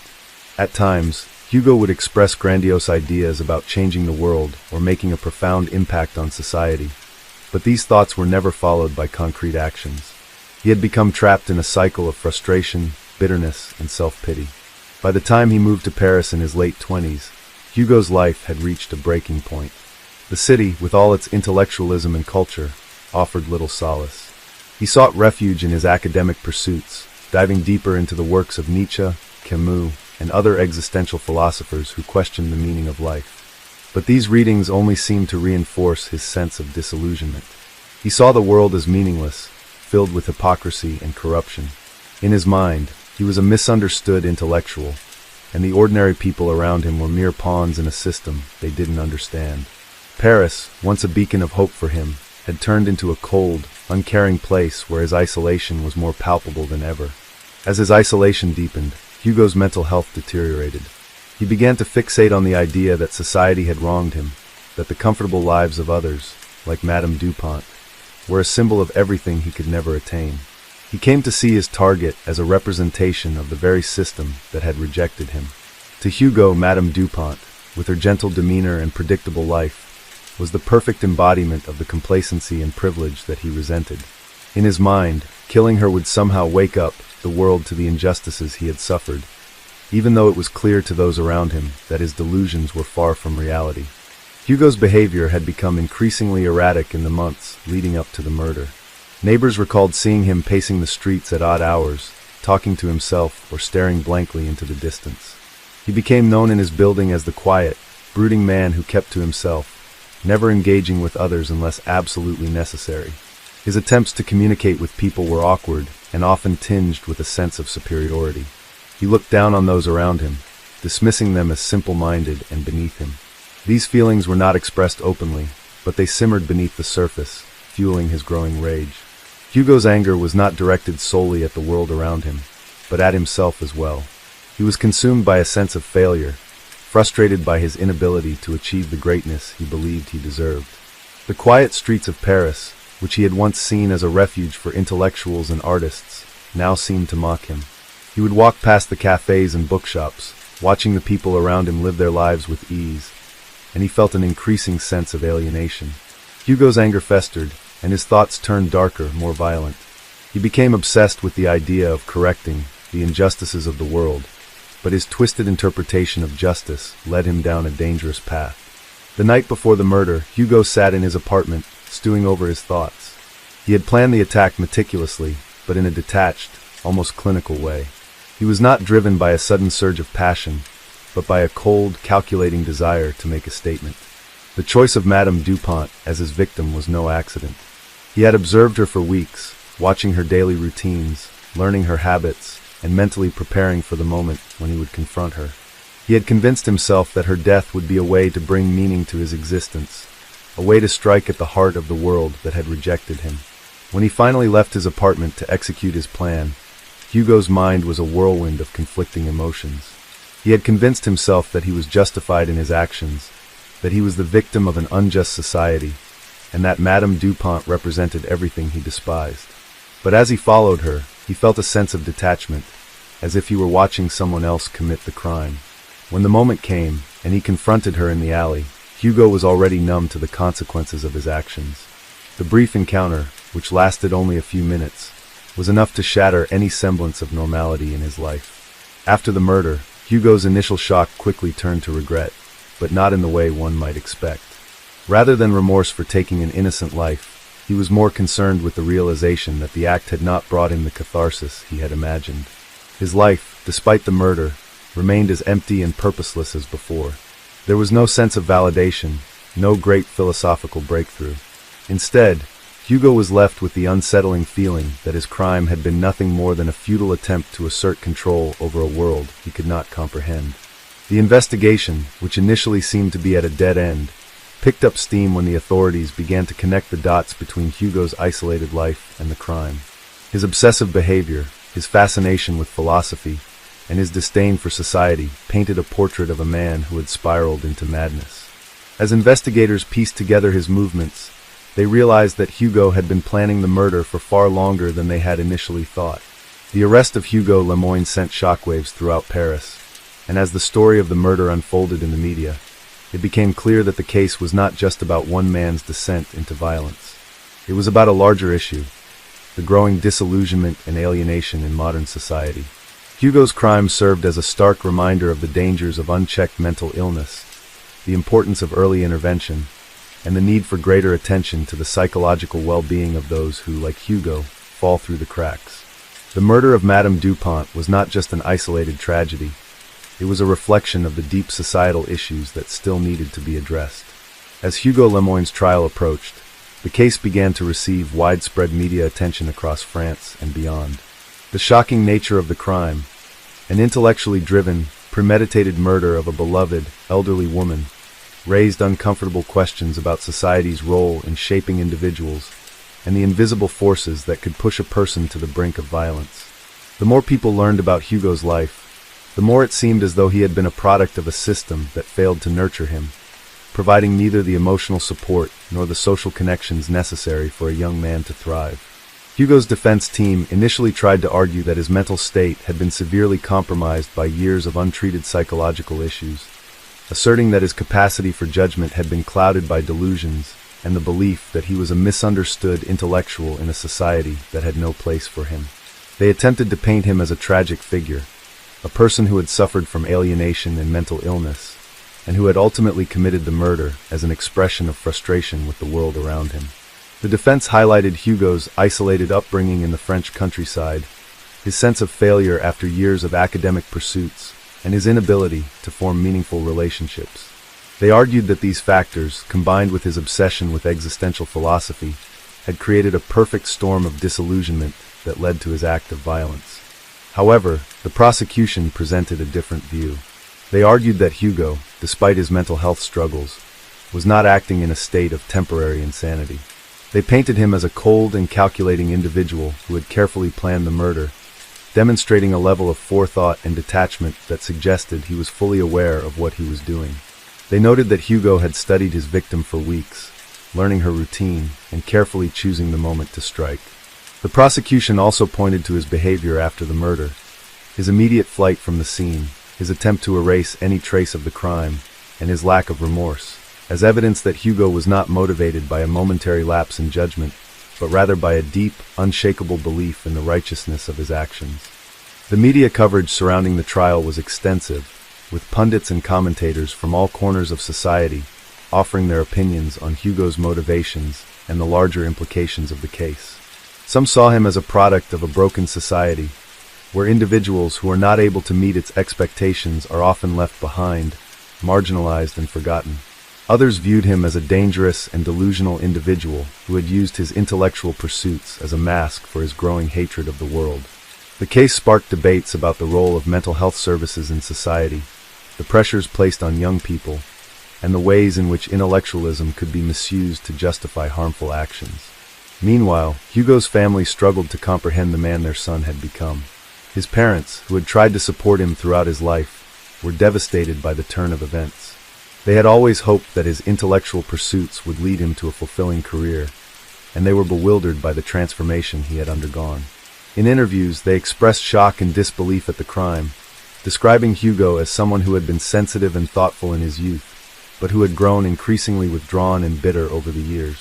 His mother, in particular, struggled to reconcile the child she had raised with the man who had taken Madame Dupont's life. She spoke about the despair she felt after realizing that she had not been able to help him, that his inner turmoil had been so profound that no amount of love or support could have prevented the tragedy. Hugo's trial lasted several months, with each new development in the case revealing more about the complexities of his mind and the depth of his disillusionment. As the defense team called expert witnesses to testify about Hugo's mental state, it became clear that he had suffered from depression for many years, and that his detachment from reality had only deepened over time. Some psychologists suggested that his obsession with philosophy and his tendency to overthink had contributed to his inability to process his emotions in a healthy way, leading him to develop a distorted worldview. He had come to believe that life had no inherent meaning, and that those who found happiness or fulfillment were simply deluded by society's false promises. To Hugo, the act of killing Madame Dupont was not one of hatred but an act of liberation, an attempt to break free from the confines of a society that had, in his eyes, abandoned him. Despite the defense's arguments, the jury ultimately found Hugo Lemoyne guilty of first-degree murder. The court concluded that while Hugo had indeed struggled with severe mental health issues, his actions were still premeditated and deliberate. They acknowledged that his intellectual pursuits and his isolation had played a role in shaping his worldview, but they also emphasized that he had made a conscious decision to end Madame Dupont's life. The verdict was met with mixed reactions. Some people felt sympathy for Hugo, believing that his actions were the result of a deep and unresolved personal crisis. Others were appalled by his lack of remorse and the coldness with which he had carried out the murder. The victim's family and friends expressed their heartbreak at the senseless loss of a kind, loving woman, and they called for greater awareness of the need for mental health support in society. In the aftermath of the trial, discussions about Hugo's crime continued to dominate public discourse. Experts debated the role of philosophy and intellectualism in shaping one's worldview, with some arguing that it could provide a useful framework for understanding the world, while others warned that it could lead individuals down dangerous paths if not balanced with a sense of empathy and connection to others. The case also raised important questions about the state of mental health services in France, and whether more could have been done to intervene in Hugo's life before he became a danger to others. Many people, particularly those who had suffered from mental health issues themselves, expressed frustration that the system had failed to provide Hugo with the help he so desperately needed. Hugo Lemoyne's sentence was ultimately handed down in 2014, life imprisonment without the possibility of parole. As he was escorted from the courtroom, he remained eerily calm, his face unreadable. He had shown no emotion throughout the trial, and even after his conviction, he seemed detached, as if the verdict meant little to him. In prison, Hugo continued to engage with philosophy, reading books and writing in his journal, though he was said to have become more withdrawn and introspective over time. The murder of Madame Juliette Dupont remained a tragic reminder of the fragility of human life, the hidden struggles that many face, and the dangers of unchecked isolation. Though justice had been served, the case continued to raise difficult questions about society's responsibility to care for its most vulnerable members and the consequences of neglecting those in need of support. For those who knew Madame Dupont, the memory of her gentle nature lived on, even as Hugo's tragic story unfolded as a dark chapter in the history of a city known for its intellectual vibrancy and cultural richness. Story 6. In 2013, Europe was shaken by the criminal case involving a man named Martin Norgard, a 32-year-old Danish citizen who had been living in the quiet town of Odense on the island of Funen, Denmark. Martin was a former soldier who had served in the Danish military for several years. He was a man who had been widely regarded by his friends and colleagues as quiet, introverted, and seemingly stable, though there had been whispers about his struggles with mental health after his military service. In the weeks leading up to the crime, Martin's behavior had become increasingly erratic. He had recently returned from a deployment overseas, where he had witnessed intense combat. The trauma from his experiences seemed to linger, and Martin began to isolate himself. He withdrew from friends, stopped attending therapy sessions, and spent most of his time at home. Those closest to him noticed subtle changes, his mood swings, his occasional bursts of anger, and his inability to focus. However, no one suspected the depth of his inner turmoil or the devastating event that was about to unfold. On a cold, winter evening in late November 2013, Martin Norgard committed a brutal murder that would send shockwaves through the small Danish community. His victim was his former girlfriend, 28-year-old Emma Peterson, a young woman who had recently ended their tumultuous relationship. The two had met several years prior and had shared a passionate, albeit volatile, romance. Emma had struggled to reconcile Martin's increasingly unpredictable behavior with the love she once felt for him, and eventually, she decided to end the relationship for good. For Martin, this breakup was the final blow. He had been unable to cope with the loss of Emma, and the emotional pain he felt triggered a violent outburst that would change the course of both their lives. Despite his isolation, Martin had remained fixated on Emma, and he believed that her decision to leave him was a personal rejection, something he couldn't come to terms with. He felt betrayed, humiliated, and abandoned. In his mind, Emma had not just broken up with him. She had taken away the one thing that had given his life meaning, and he was determined to make her feel the same sense of pain and hopelessness that he did. On the night of the murder, Martin showed up unannounced at Emma's apartment. He had been drinking heavily and was in a state of emotional turmoil. He rang the doorbell multiple times, but Emma, who had been warned by friends about Martin's erratic behavior, refused to let him in. Martin's pleas grew louder, his frustration mounting with each passing moment. He demanded to see her, to talk to her one last time, but Emma remained firm in her decision to end the relationship. In his rage, Martin broke into the apartment. What followed was a confrontation that turned violent. Emma screamed for help as Martin, in a fit of fury, attacked her. The details of the assault were gruesome, with Emma's cries echoing through the walls of the apartment building. When the police arrived, they found Emma's lifeless body on the floor, her injuries consistent with a brutal struggle. Martin had fled the scene by the time law enforcement arrived, but his fingerprints were found on several surfaces in the apartment, and neighbors reported hearing his angry shouts moments before the attack. The investigation into Emma's death began quickly, with police piecing together the timeline of events. They discovered that Martin had been seen near Emma's apartment in the hours leading up to the murder, and witnesses reported hearing a commotion.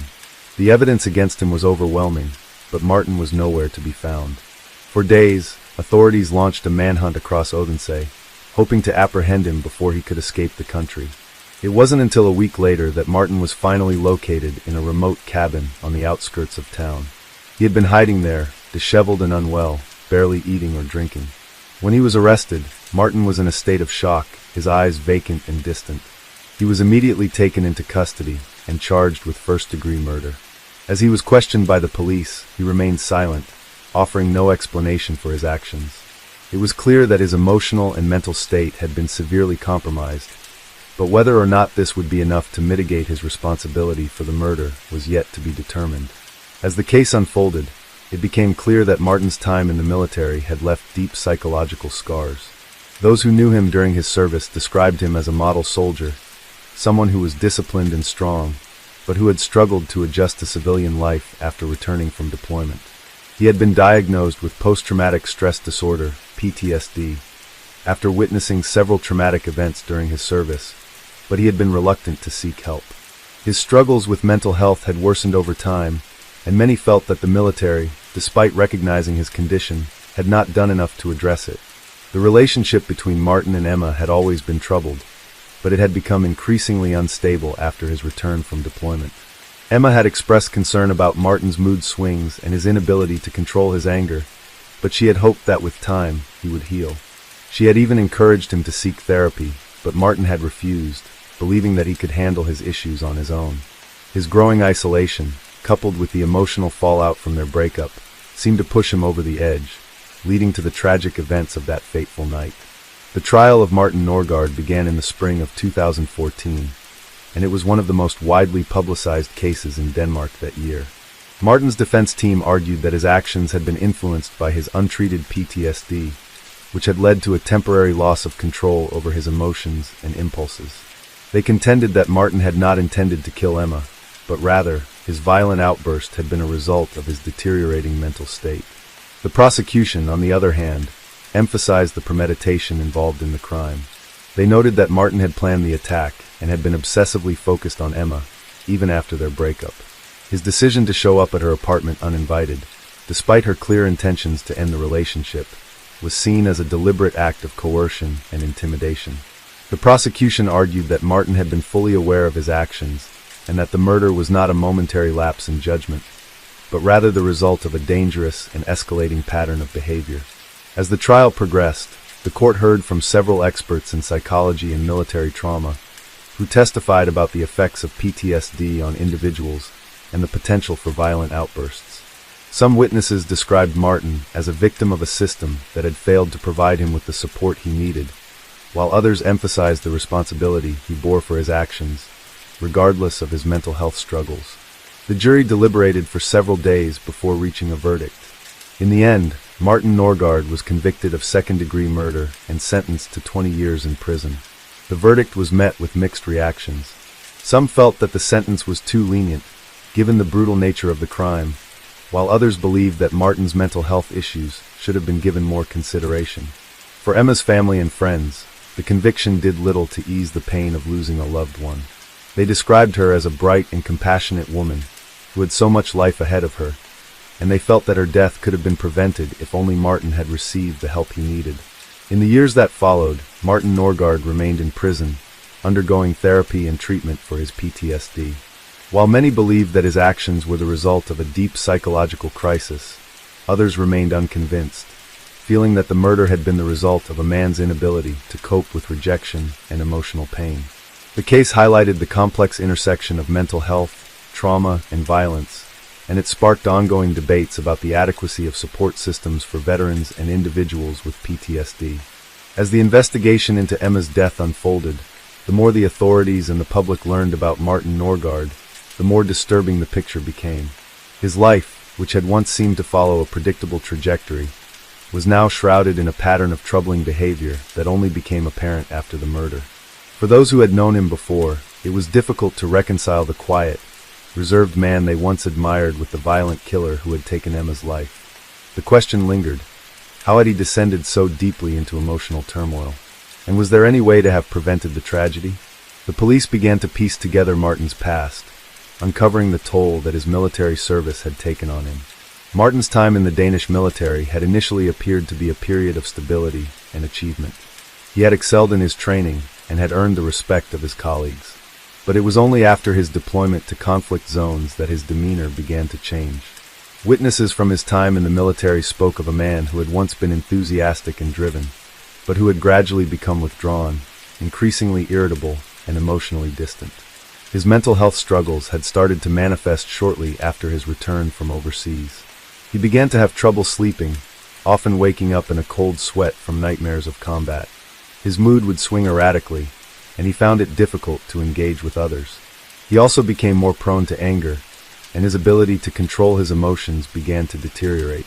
At first, Martin tried to cope with these changes on his own, refusing to acknowledge that he needed help. He would brush off concerns from his family and friends, insisting that he was fine and that he just needed time to adjust. But deep inside, he was drowning, and the weight of his experiences in war took a heavy toll on his psyche.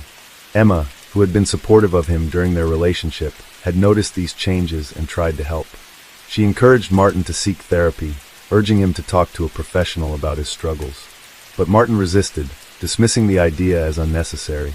He believed that seeking therapy was a sign of weakness, and instead, he turned inward, allowing the anger and sadness to fester. As the months passed, their relationship became increasingly strained.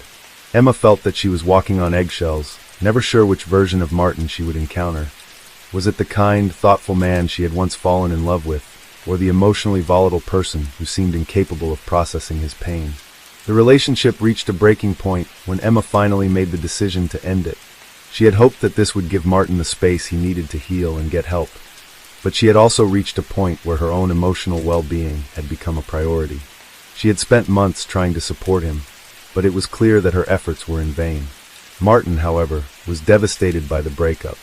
He could not accept her decision and began to fixate on the idea that she had rejected him completely. His emotional instability, combined with the trauma from his military service, created a perfect storm of resentment and rage. He could not understand why Emma was abandoning him, and in his mind, her rejection was a personal affront. The anger he had suppressed for so long was now channeled into a singular obsession, making Emma feel the same level of pain that he was experiencing. Emma had become fearful of Martin's increasingly erratic behavior. She had been receiving late-night phone calls from him, some of which were filled with angry rants, while others were full of desperate pleas for reconciliation. She had told her friends and family that she felt unsafe, and they had urged her to take further precautions. Yet, despite her efforts to distance herself from Martin, he continued to show up at her door, uninvited and unpredictable. On the evening of the murder, Emma had planned to spend the night with a close friend, but Martin's persistence would not allow her to escape. When he arrived at her apartment, he was visibly intoxicated, his eyes wild with emotion. Emma's refusal to let him in only seemed to escalate his anger. His repeated knocking on the door was met with silence, but he refused to give up. Then, in a moment of fury, Martin smashed a window to gain entry. His mind was clouded with rage, his vision narrowed by the belief that Emma was his only source of relief from the pain of his shattered life. It was then that the situation spiraled into violence. The ensuing confrontation was both tragic and horrifying. The neighbors who lived in the building recalled hearing the sounds of shouting and crashing furniture as the altercation intensified. One neighbor later testified that they had heard Emma's terrified screams for help, but by the time they reached her apartment, it was too late. They could not have known just how horrific the scene would be when they opened the door. By the time the police arrived at the scene, Martin had fled, leaving behind only the bloody aftermath of his crime. The evidence was irrefutable. Emma had been brutally assaulted, her injuries suggesting a violent struggle for her life. The authorities immediately launched an investigation, but they knew that their prime suspect was Martin Norgard, as he had been seen leaving the building just moments after the attack. His fingerprints were found on the broken window, and his DNA was found at the scene. The police were able to trace his movements through security camera footage, which confirmed his presence near Emma's apartment shortly before the murder. For several days, Martin was a fugitive. His whereabouts were unknown, and authorities feared that he might attempt to flee the country. As the days wore on, police intensified their search. The media caught wind of the case, and news outlets across Denmark began reporting on the murder and the manhunt for Martin Norgard. The country was captivated by the tragic story of a man whose life had once held promise, but who had spiraled into violence as a result of untreated trauma and emotional turmoil. It wasn't until a week later that Martin was apprehended. He had been hiding in a small, isolated cabin in the outskirts of Odense, living in squalor, disoriented and barely coherent. When the police finally found him, he did not resist arrest. Instead, he appeared to be in a state of shock, as though the reality of what he had done had not fully sunk in. He was taken into custody without incident, and upon his arrest, he was transferred to a psychiatric hospital for a thorough evaluation. The psychological evaluation revealed that Martin had suffered from significant post-traumatic stress disorder, PTSD, as a result of his military service, and that his emotional breakdown was a key factor in the events that had unfolded. Experts testified that while PTSD was an undeniable factor in Martin's state of mind, it was not an excuse for his actions. He had made a deliberate choice to confront Emma, and the violent assault had been premeditated in nature. The psychological reports painted a portrait of a man who had been deeply scarred by his experiences, but who had also failed to acknowledge or seek treatment for his mental health struggles. The military's failure to address his PTSD, combined with his emotional instability, had created a dangerous mix. Martin's actions, while deeply influenced by his psychological state, were ultimately his responsibility. He was not the victim, despite the suffering he had endured during his service. Instead, it was Emma, a woman who had simply tried to end an unhealthy relationship, who had paid the ultimate price. The trial of Martin Norgard was a somber and emotional event, drawing attention to the complex issues surrounding mental health, PTSD, and the responsibility of individuals to take ownership of their actions. The court heard from both the defense and the prosecution, with experts testifying about the role of trauma in shaping behavior and the consequences of untreated mental health issues. The public was divided in their opinions. Some felt that Martin should receive a lighter sentence due to his mental health struggles, while others believed that the brutal nature of the crime demanded a harsh punishment. Ultimately, Martin Norgard was convicted of second-degree murder and sentenced to 20 years in prison. The verdict was met with mixed reactions, but for Emma's family and friends, it was a bittersweet conclusion to a tragedy that had claimed the life of a beloved woman. The case left many questioning the adequacy of the systems in place to support veterans dealing with PTSD and the devastating consequences of ignoring the signs of mental health struggles. In the aftermath of the trial, the case of Martin Norgard and the death of Emma Peterson continued to spark intense debate throughout Denmark and across Europe. Many were left grappling with the devastating consequences of untreated mental health issues, especially for military personnel who had been exposed to trauma in the line of duty. While some argued that Martin's PTSD had played a significant role in his actions, others felt that he had chosen to embrace the path of violence rather than seek the help he so desperately needed. In the years following his conviction, Martin's case remained a focal point for discussions about mental health care for veterans. Advocates for mental health reform pointed to Martin's situation as an example of how the system had failed him. They highlighted the lack of adequate mental health services available to veterans transitioning back to civilian life. Despite his obvious struggles, Martin had been unable to access the care that might have prevented the tragedy. Many felt that he had been let down by the very institutions that were supposed to support him. This case drew attention to the gaps in support for soldiers returning from conflict zones, who often struggled with invisible wounds that were not as easily recognized or understood as physical injuries. For Martin, life in prison was a brutal wake-up call. In the years since his conviction, he had begun a slow and painful journey towards self-awareness and understanding.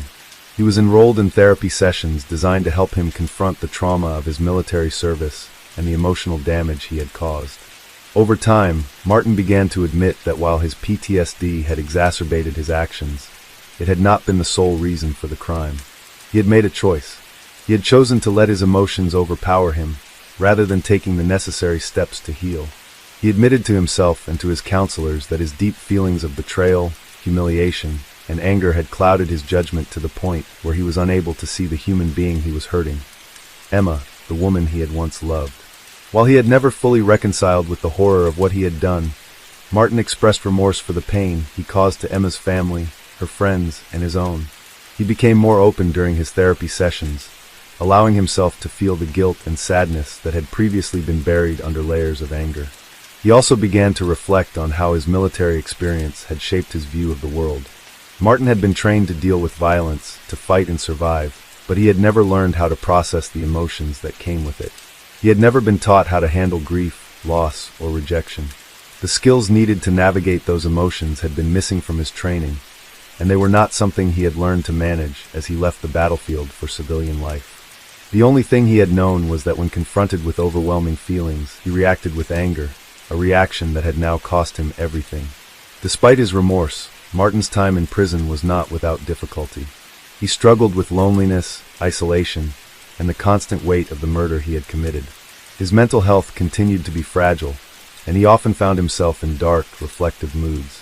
At times, he questioned whether he was deserving of redemption, especially in light of the irreversible damage he had caused. The guilt was overwhelming, but he understood that there was no way to undo the past. All he could do now was work to rebuild his life, one step at a time, and hope that one day, perhaps, he could contribute something positive to society, though he knew that would not erase the pain he had caused. Emma's family, on the other hand, continued to grieve her death. Her parents, who had hoped for a future with their daughter, were left with an emptiness that could never be filled. Emma had been a bright and promising young woman, full of potential. She had dreams, plans, and a future ahead of her, but Martin's actions had robbed her of that. They never got the closure they needed, never received an explanation that made sense to them. They were left with the haunting question of how someone they had known, someone they had trusted, could become capable of such violence. In the years after her death, Emma's family kept her memory alive, sharing stories about her, celebrating her accomplishments, and mourning the life she should have had. The case also had an enduring impact on Denmark's broader community. It led to significant conversations about how society could better support individuals grappling with the psychological aftermath of war. In the wake of the tragedy, a coalition of mental health advocates pushed for expanded resources for veterans and better access to psychological support for those returning from conflict zones. The Danish military began to re-evaluate its protocols for mental health assessments, and several initiatives were launched to address the needs of soldiers suffering from PTSD and other related conditions. Yet, despite these efforts, the challenges continued. Many veterans still found themselves without adequate care, and the stigma surrounding mental health issues remained a barrier to seeking help. The cultural expectations that soldiers should remain tough, stoic, and unyielding in the face of adversity made it difficult for many to acknowledge the mental toll their experiences had taken. Some soldiers continued to view therapy and counseling as weaknesses rather than necessary tools for healing. Meanwhile, the public outcry over Martin's actions had subsided, but the pain of his crime remained fresh for those who had been personally affected. Emma's friends, who had stood by her during her relationship with Martin, struggled to understand how they had missed the signs of his emotional instability. They blamed themselves for not doing more to intervene, even though they had tried to help her. They had urged Emma to end the relationship, but they hadn't known the full extent of Martin's behavior or the extent of his emotional breakdown. They were left with an overwhelming sense of guilt, even though they had done their best to protect their friend. Despite all the pain, the case left behind a legacy that transcended the tragedy itself. It served as a painful but necessary reminder of the impact of untreated mental illness and the importance of providing support to those who are struggling. It underscored the need for greater awareness about PTSD and its potential consequences, especially for those who had served in military conflicts. And it highlighted the need for a system that was better equipped to address mental health issues, not just during active duty, but also after service when the scars of war remained long after the battles had ended. As the years passed, Martin's story became one of caution, a chilling reminder that the invisible wounds of war can have devastating effects if left unchecked. While the court had made its decision, the questions about responsibility, mental health, and forgiveness would continue to linger in the minds of many, forcing society to look more deeply at how it can prevent such tragedies from happening again. Story 7. In 2014, Australia was shaken by the brutal murder of a young woman named Sarah Collins. The perpetrator, Matthew Smith, was a 32-year-old man with a dark history of substance abuse and violent outbursts. At the time of the crime, he had been living in Melbourne and had become known among his friends and family for his increasingly erratic behavior. Matthew had a history of mental health issues, but his struggles with addiction and anger management were far more public. Despite his issues, he had somehow managed to maintain a semblance of normalcy, holding down a job as a carpenter, though his personal life was in turmoil. Matthew's relationship with Sarah was turbulent from the start. They had met a year prior at a mutual friend's party, and what had seemed like a promising connection quickly devolved into something unhealthy. Sarah, a 26-year-old university student studying sociology, had been drawn to Matthew's charm and ruggedness, but she had no idea of the dark side that lay beneath his exterior. Matthew, on the other hand, was captivated by Sarah's intelligence and beauty, but found himself unable to cope with his own insecurities and emotional instability. Their relationship was marked by emotional manipulation, controlling behavior, and at times physical altercations. It wasn't long before Sarah began to realize that Matthew's behavior was becoming more erratic. His struggles with alcohol and drugs seemed to escalate, and he became possessive, jealous, and prone to fits of rage. Although Matthew had occasionally sought help for his addiction, he rarely stuck with treatment, believing that his issues could be handled on his own. He was convinced that his problems were everyone else's fault, especially Sarah's. Over time, his accusations grew more frequent, and Sarah found herself walking on eggshells, afraid of setting him off. Despite this, Sarah didn't immediately end the relationship. She believed that she could help him, that love and patience could heal him. But as the months went on, Matthew's behavior became increasingly toxic, and the emotional and physical abuse grew harder to ignore. He began showing up uninvited to Sarah's apartment, insisting on knowing where she was at all times. He would argue with her over trivial things, and sometimes the arguments would escalate into shouting matches, with Matthew lashing out physically. It was clear to Sarah that Matthew's volatile emotions were spiraling, but she remained hopeful that he would eventually get better. On the night of April 12, 2014, their relationship came to a tragic end. Matthew had shown up at Sarah's apartment unannounced, intoxicated and furious over something she had said to one of her friends earlier in the day. He believed that Sarah had been speaking ill of him behind his back, though there was no evidence to support this claim. The argument began with yelling and quickly escalated when Matthew became physically aggressive. Sarah, who had tried to de-escalate the situation, found herself trapped in a violent confrontation. Matthew, in his rage, grabbed a kitchen knife and, in a moment of blind fury, stabbed Sarah multiple times. The attack was brutal and merciless. Sarah had tried to defend herself, but Matthew overpowered her, and within minutes, her life was taken. Neighbors reported hearing the sounds of a violent struggle and Sarah's cries for help, but by the time they reached her apartment, it was too late. Matthew fled the scene shortly after the attack, leaving Sarah to die alone in the apartment. The police arrived soon after receiving a frantic 911 call from a neighbor, but they found only a lifeless Sarah and a trail of blood leading toward the door. The authorities immediately suspected Matthew was involved, as he had been known to have a violent temper, and Sarah had confided in her friends about his increasingly erratic behavior. But when they went to question him, he was nowhere to be found. The manhunt for Matthew Smith began almost immediately. His family, however, was not shocked by his involvement in the murder. They had seen the signs of Matthew's mental and emotional deterioration for years, but despite their best efforts, they had been unable to intervene. They knew that their son's issues with substance abuse, anger, and emotional instability had made him a dangerous person. Matthew had been to rehab multiple times, but he always relapsed, convinced that he didn't need help. His parents had tried to support him, but they too were powerless in the face of his increasing volatility. The police began their search for Matthew, reaching out to his friends, family, and acquaintances to piece together his whereabouts. They soon learned that he had been spotted leaving Melbourne in the hours after the murder, heading north toward New South Wales. Authorities warned local police forces in the surrounding areas, and a nationwide search for Matthew was initiated. Despite his best efforts to evade capture, Matthew's downfall came just 5 days after the murder. A tip from a concerned citizen led the police to a small, remote cabin in the countryside of New South Wales, where Matthew had been hiding out. He was arrested without incident, though he showed no signs of remorse for the crime he had committed.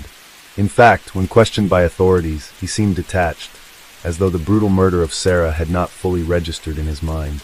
The police soon discovered that Matthew had been carrying the knife he used to kill Sarah when they found him. He had wrapped it in a cloth and placed it inside his backpack, a chilling reminder of the violence he had unleashed. It was clear that Matthew had not planned the murder, but his overwhelming emotions had driven him to act impulsively. His past struggles with anger, addiction, and emotional instability had ultimately led him down a path of irreversible destruction. When the case went to trial, the courtroom was filled with a mix of anger, sadness, and disbelief. The prosecution presented a compelling case, detailing Matthew's violent tendencies, his history of abuse, and the tragic events that had unfolded on the night of Sarah's death. They argued that his actions were not the result of a single moment of rage, but rather the culmination of years of unchecked emotional turmoil. The defense, however, attempted to argue that Matthew had not been in control of his actions due to his mental health issues and substance abuse. They pointed to his history of trauma, addiction, and psychological instability, suggesting that these factors had contributed to his violent outburst. But for Sarah's family and friends, there was no justification for what had happened. They had lost someone they loved dearly, someone with so much potential, in a senseless and violent act. They had watched as Sarah tried to make things work with a man who had never truly valued her, and they had witnessed the gradual erosion of her spirit under the weight of Matthew's abusive behavior. They were left with a deep sense of grief, anger, and helplessness. In the end, the jury convicted Matthew Smith of second-degree murder, citing his history of violent behavior and the sheer brutality of the attack. He was sentenced to 20 years in prison, though the damage had already been done. No amount of punishment could bring Sarah back, and no sentence could undo the suffering of those who loved her. For Sarah's family, the pain would never truly go away. They were left with the haunting memory of a young woman whose life had been cut short, a tragic victim of a man who had never learned how to manage his emotions, and who had never sought the help he so desperately needed. The trial of Matthew Smith became a national sensation in Australia, as it underscored a much larger issue within society: how addiction, mental health struggles, and domestic violence are often interlinked, and how society tends to overlook the deep-rooted causes until it is too late. Throughout the trial, experts in psychology, mental health, and addiction testified about Matthew's behavior, but nothing could diminish the horror of what had taken place that night. Matthew had been in and out of rehabilitation centers for several years before meeting Sarah. His parents had long worried about their son's ability to control his destructive urges, but they often felt powerless against his stubborn refusal to acknowledge the extent of his problems. While his emotional volatility was well known among his family and friends, no one had ever imagined that it would culminate in murder. But as his behavior worsened, it became clear that Sarah was in danger. She had tried to reach out for help on several occasions, confiding in her closest friends about the constant fear she felt when she was around Matthew. Her friends recalled that she had often said she was worried about the man she loved, but each time she attempted to break things off, Matthew would beg her to stay, promising he would change. She believed that, somehow, love could heal him. However, those close to her knew that Matthew's promises were hollow. They had seen Sarah try, over and over again, to navigate the storm of his emotional and psychological needs, hoping that she could somehow bring stability to his chaotic world. She tried to be patient, understanding, and supportive, but her friends noticed how the bright, independent woman they had known seemed to fade, gradually losing the light in her eyes. She became withdrawn, exhausted, and often anxious, afraid of what would come next. It wasn't just the verbal abuse, but the emotional manipulation that wore her down. In the months before the murder, Sarah had begun to isolate herself from friends and family.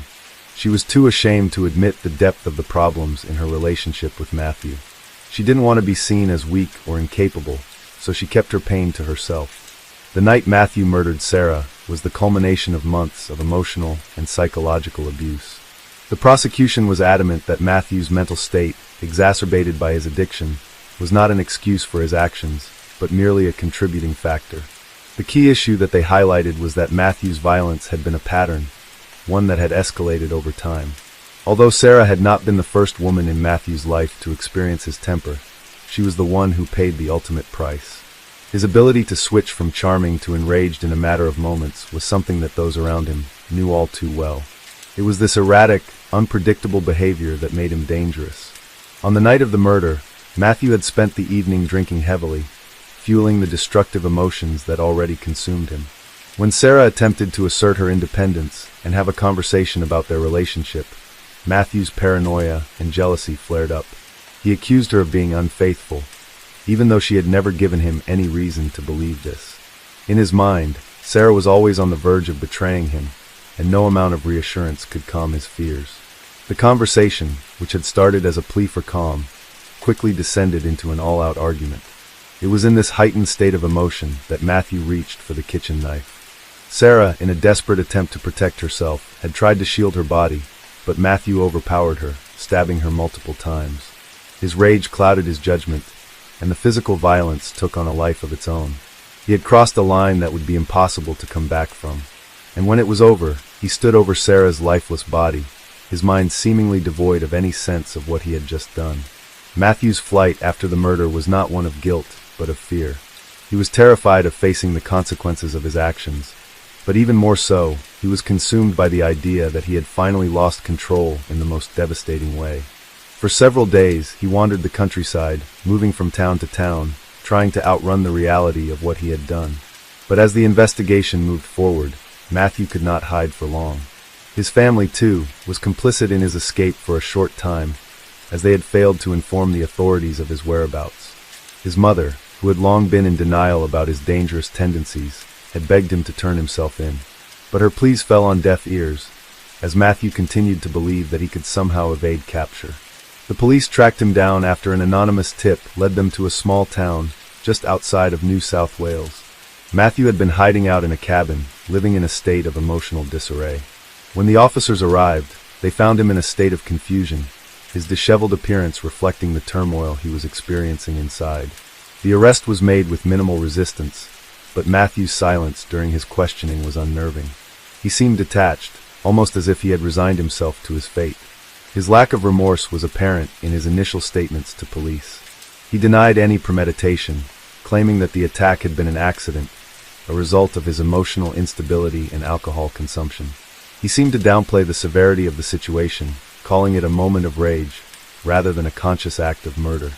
However, as the investigation continued, more of Matthew's dark past came to light. He had a history of domestic violence, having been involved in at least 2 previous violent relationships. In both cases, his partners had suffered at his hands, but they had either remained silent or had been too afraid to speak out. It became increasingly clear that Matthew's mental state and substance abuse had contributed to his violent behavior, but it was not an excuse. His history of abuse and untreated psychological issues had been a ticking time bomb, and Sarah had unfortunately been the one to set it off. The court would soon be faced with a difficult decision: how to punish a man who was clearly struggling with his inner demons, but had also committed an unforgivable crime.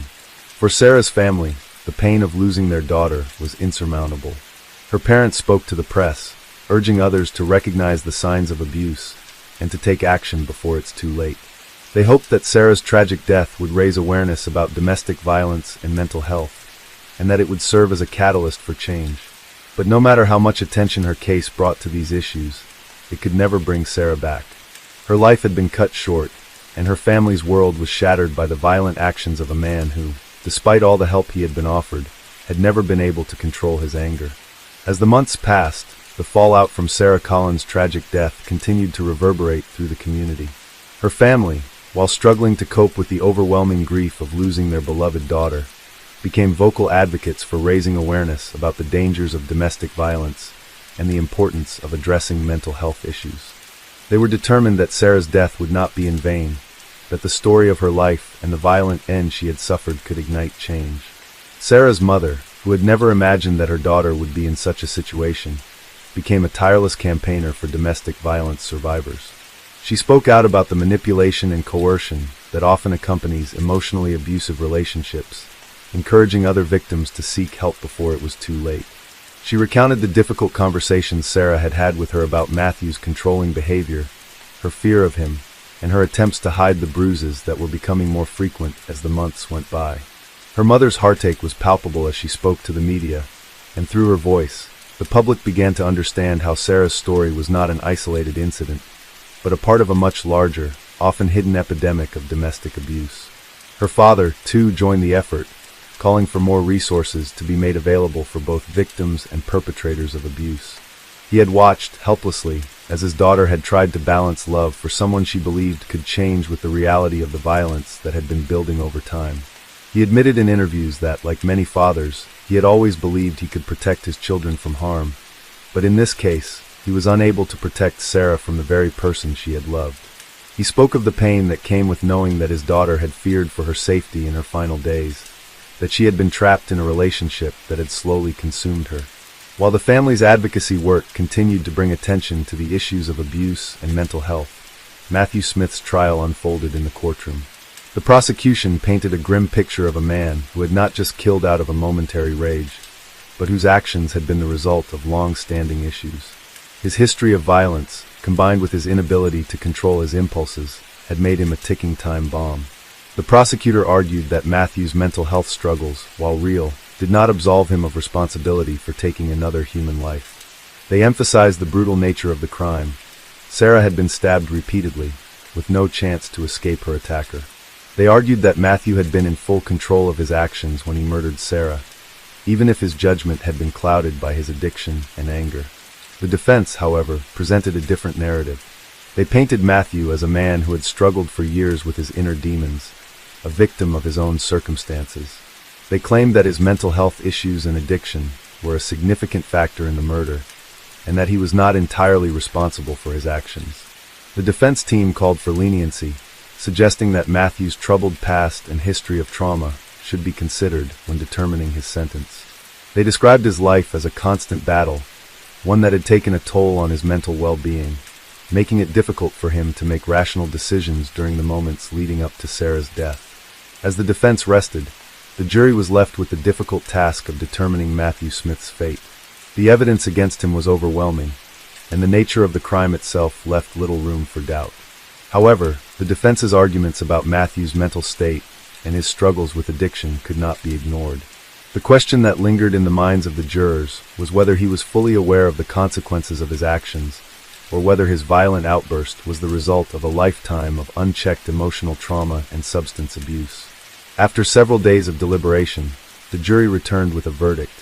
Matthew Smith was found guilty of second-degree murder. The jury had concluded that, while his mental health issues and addiction played a significant role in his actions, they did not excuse the brutal way in which he had taken Sarah's life. They found that, in that moment, Matthew had been fully aware of the harm he was causing, and therefore he was responsible for her death. When the judge sentenced Matthew, there was a heavy silence in the courtroom. The Collins family sat in the front row, their faces a mix of exhaustion and sorrow.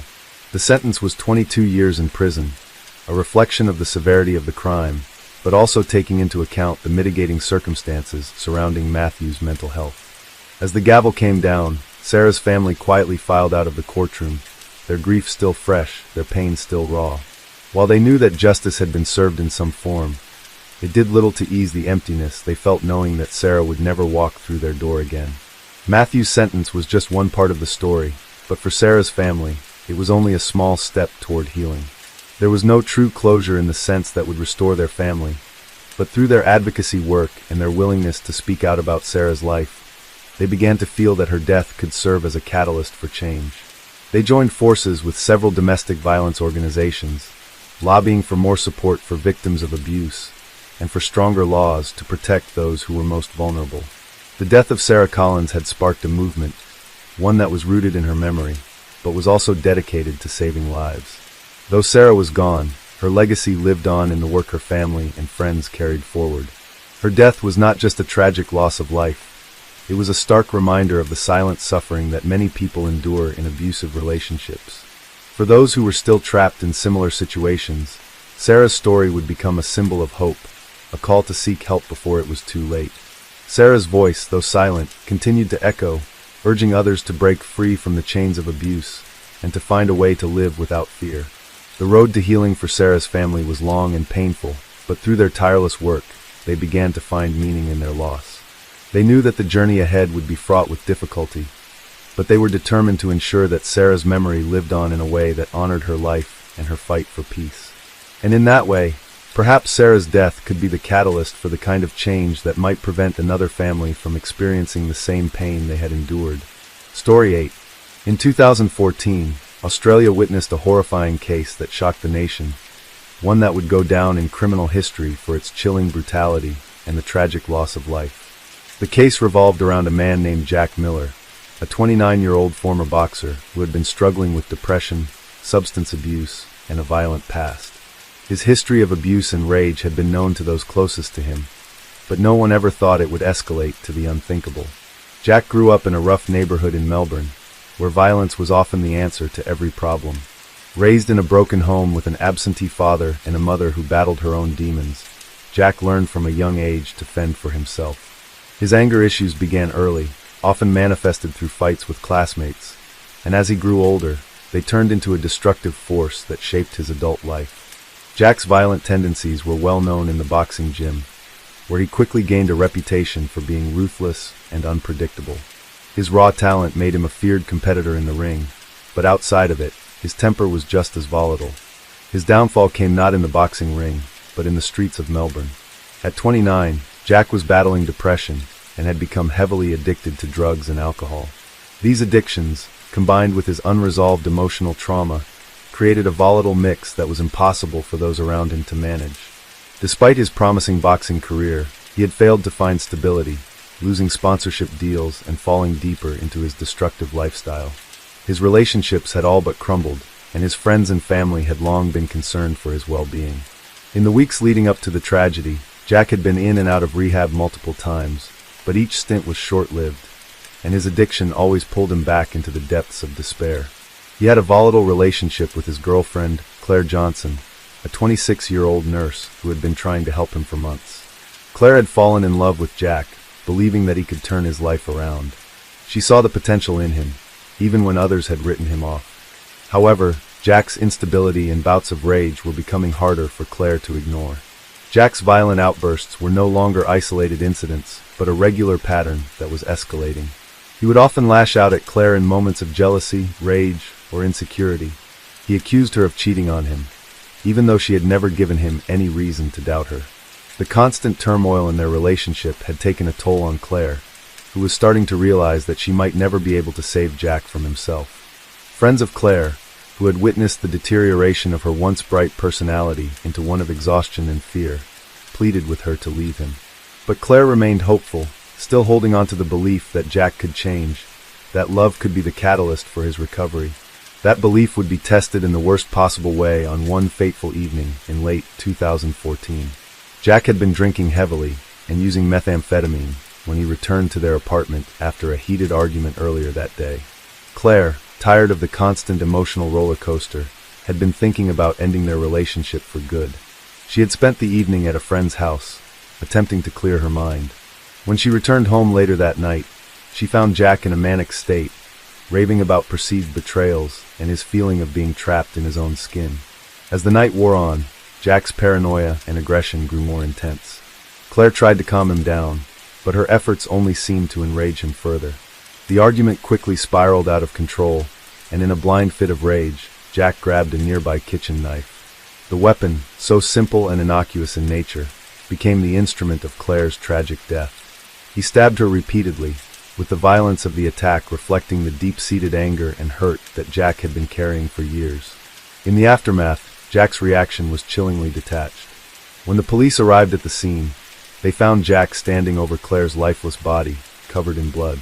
His demeanor was eerily calm, almost as if he had been in a trance. He showed no remorse for what he had done, his mind clouded by drugs and his own mental state, but it was clear that he understood the gravity of the situation. As the officers took him into custody, Jack was silent, offering no resistance. The investigation revealed a tragic portrait of a man whose life had spiraled out of control. Jack had been a ticking time bomb, and the violence he unleashed that night was the inevitable outcome of his untreated mental health issues, addiction, and history of abusive behavior. The police learned that Claire had attempted to end their relationship several times, but Jack had convinced her to stay, promising that he would get help. She had made it clear to her friends and family that she feared Jack's instability, but she had continued to hold on to the hope that one day he would change. As the details of the crime came to light, the community was left reeling from the brutality of the act. Jack Miller's story was not one of a man driven by a single moment of rage, but a story of years of unresolved issues and escalating violence that had finally culminated in the most horrific of outcomes. Claire Johnson's death was a stark reminder of how untreated mental health issues and addiction could destroy not just the person suffering, but everyone around them. The trial of Jack Miller in early 2015 was a media sensation. The defense team argued that Jack's mental state, compounded by his substance abuse, meant that he was not fully aware of the consequences of his actions.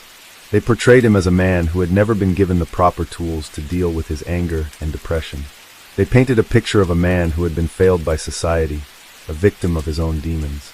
The prosecution, however, argued that Jack's past behavior, including numerous instances of violence and threats, showed a clear pattern of escalating aggression that could not be attributed solely to his addiction.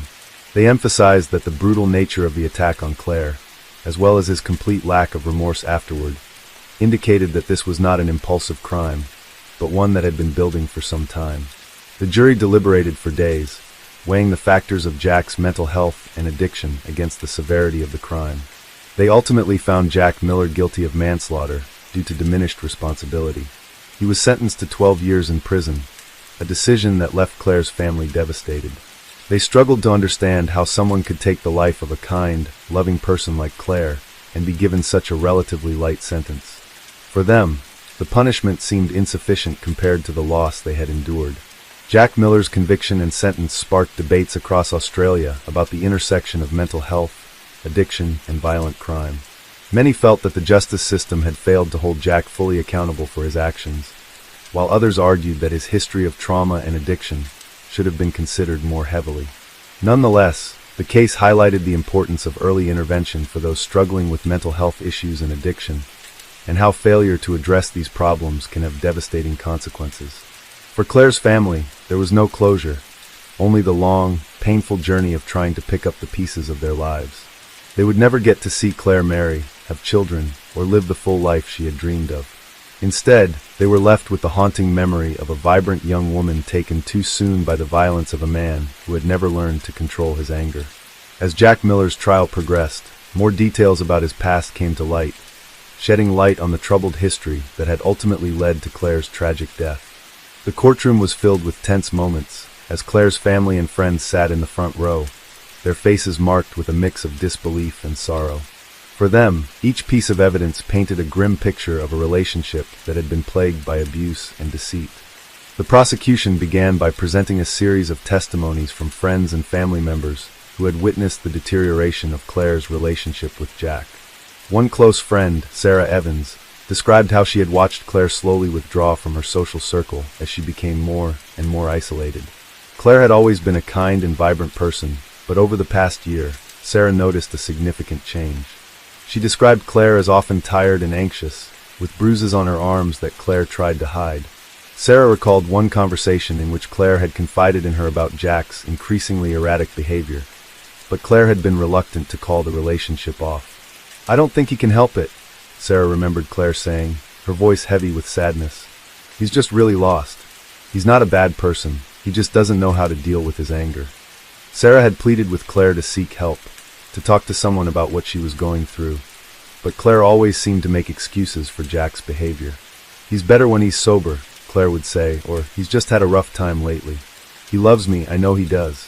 But as the months went by, Jack's outbursts became more frequent and more violent. Friends and family tried to reach out, but they were too late. The web of manipulation that Jack had created around Claire had made it nearly impossible for her to see that she was in a dangerous situation. The defense team, however, tried to argue that Jack's violent behavior was a result of his mental health struggles and addiction. They presented expert witnesses who testified that Jack's childhood, marked by neglect and abuse, had left deep scars on his psyche. His addiction to methamphetamine had exacerbated these issues, making it nearly impossible for him to control his emotions when under the influence. The defense painted Jack as a broken man, a victim of his past, whose uncontrollable rage had led him down a dark path. One psychiatrist who had been consulted by the defense argued that Jack's actions on the night of Claire's death were the result of a dissociative episode caused by his severe addiction. He claimed that Jack had been trapped in a mental state that left him unable to make rational decisions.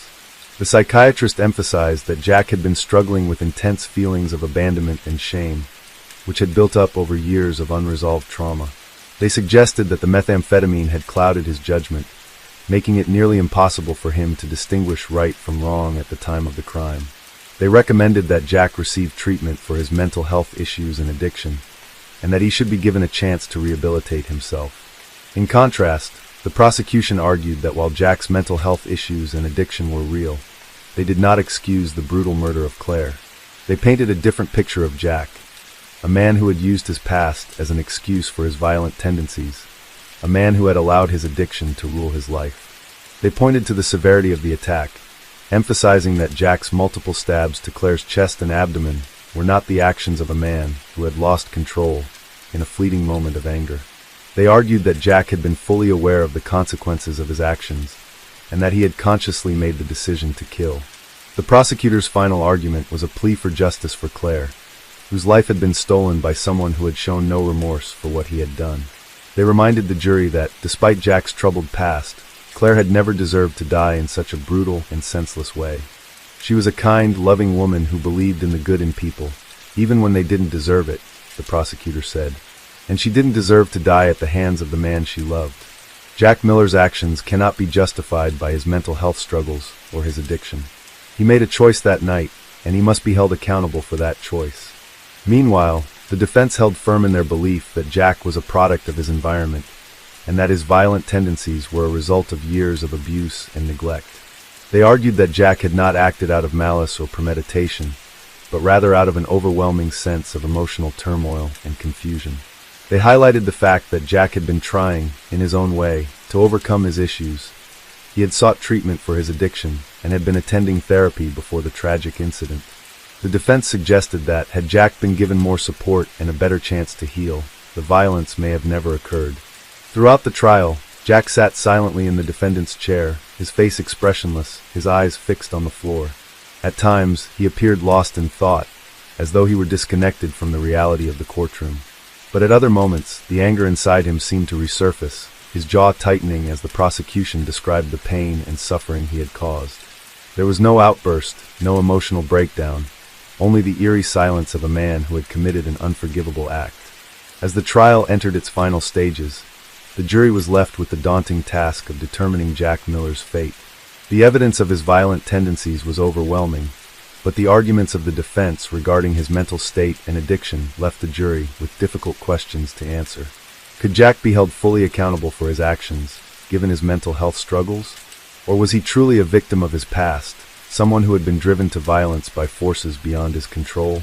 The jury deliberated for several days, weighing the evidence, considering the testimonies, and discussing the complex nature of Jack's character. They knew that their decision would have far-reaching implications, not only for Jack, but also for the family and friends of Claire, who had suffered unimaginable loss. Finally, after much discussion, they reached a verdict. Jack Miller was found guilty of manslaughter. The jury believed that while Jack's mental health issues and addiction played a significant role in the crime, they did not absolve him of responsibility for Claire's death. The sentencing hearing was a somber affair. Claire's family had hoped for a harsher sentence, one that would reflect the brutality of the crime and the pain they had suffered. But the judge, taking into account Jack's mental health history and the mitigating circumstances, handed down a sentence of 15 years in prison. The decision was met with mixed reactions. Claire's family was devastated, feeling that Jack's punishment did not match the severity of his actions.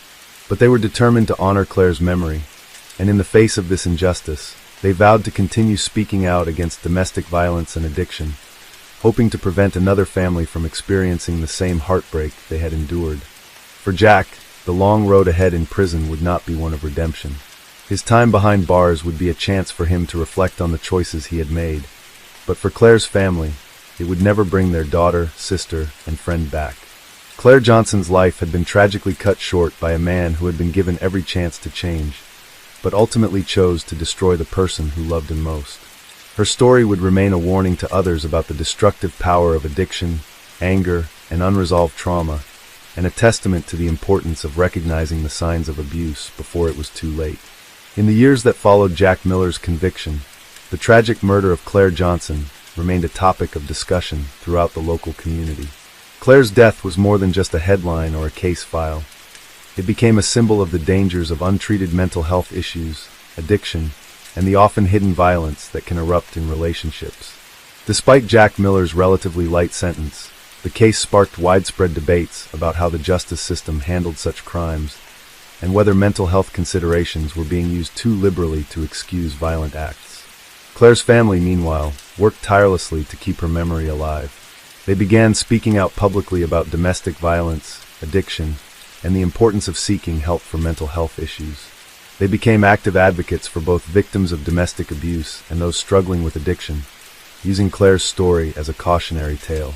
They spoke at schools, community centers, and even on national platforms, hoping to raise awareness about the cycle of violence that had ultimately led to Claire's tragic death. Her mother, Karen Johnson, was particularly vocal about the warning signs that had been present in Jack Miller's behavior long before the night of the murder.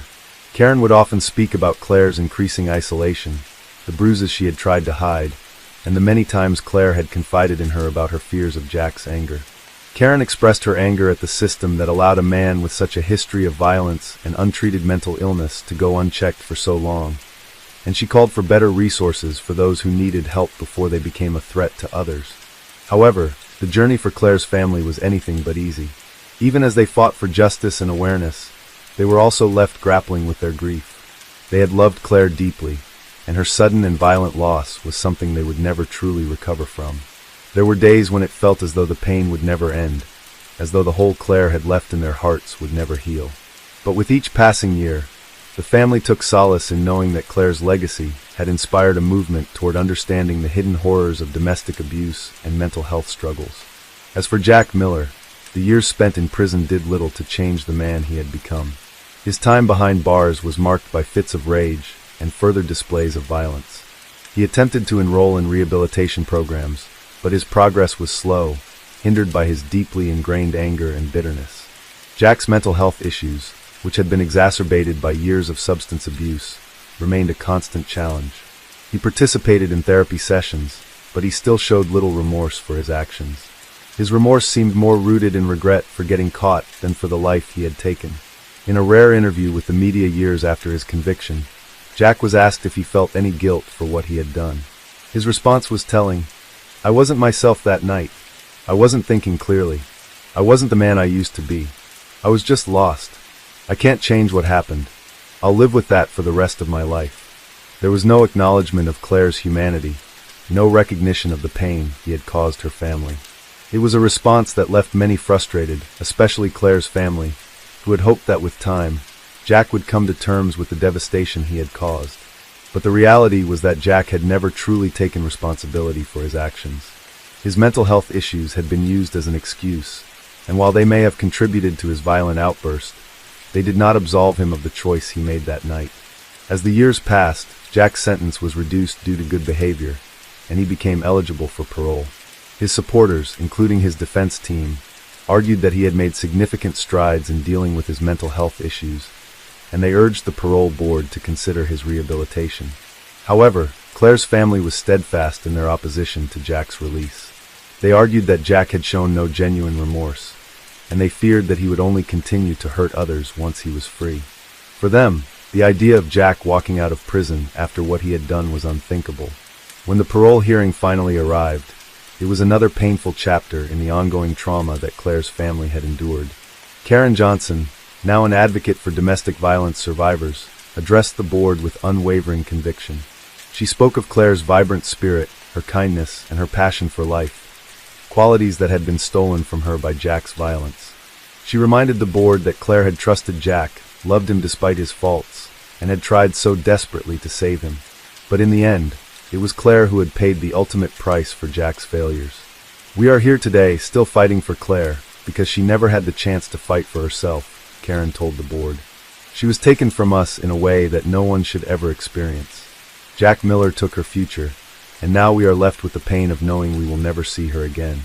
In the end, the parole board decided to deny Jack Miller's request for release. They cited his lack of genuine remorse and the ongoing risk he posed to others as reasons for their decision. For Claire's family, this was a small victory, but it did little to ease the pain of losing her. Jack would remain behind bars, but the wounds Claire's family carried would never fully heal. Claire's story, however, was far from over.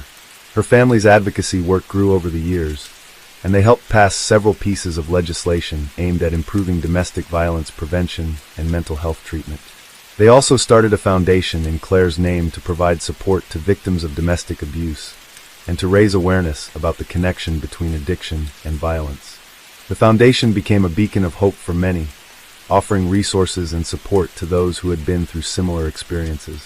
Claire's family found a sense of purpose in their grief, channeling their pain into making a difference in the lives of others. And though they would never see Claire again, they knew that her legacy lived on in the work they were doing. Through their tireless efforts, they honored Claire's memory and ensured that her tragic death would not be in vain. For Jack Miller, the years spent behind bars would serve as a reminder of the life he had destroyed. Whether or not he ever truly understood the magnitude of his actions, his crime would never be forgotten. And as the years continued to pass, the case of Jack Miller and Claire Johnson served as a somber reminder of the dangers of untreated mental illness, addiction, and the dark reality of domestic violence.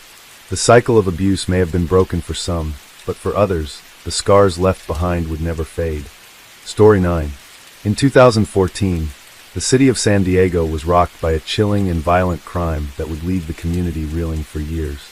The perpetrator was a 26-year-old man named Travis Cooper, a quiet, seemingly unremarkable individual who had recently been discharged from the military after serving overseas. Friends and family described Travis as a person who had always kept to himself, never quite fitting in, but generally well-mannered.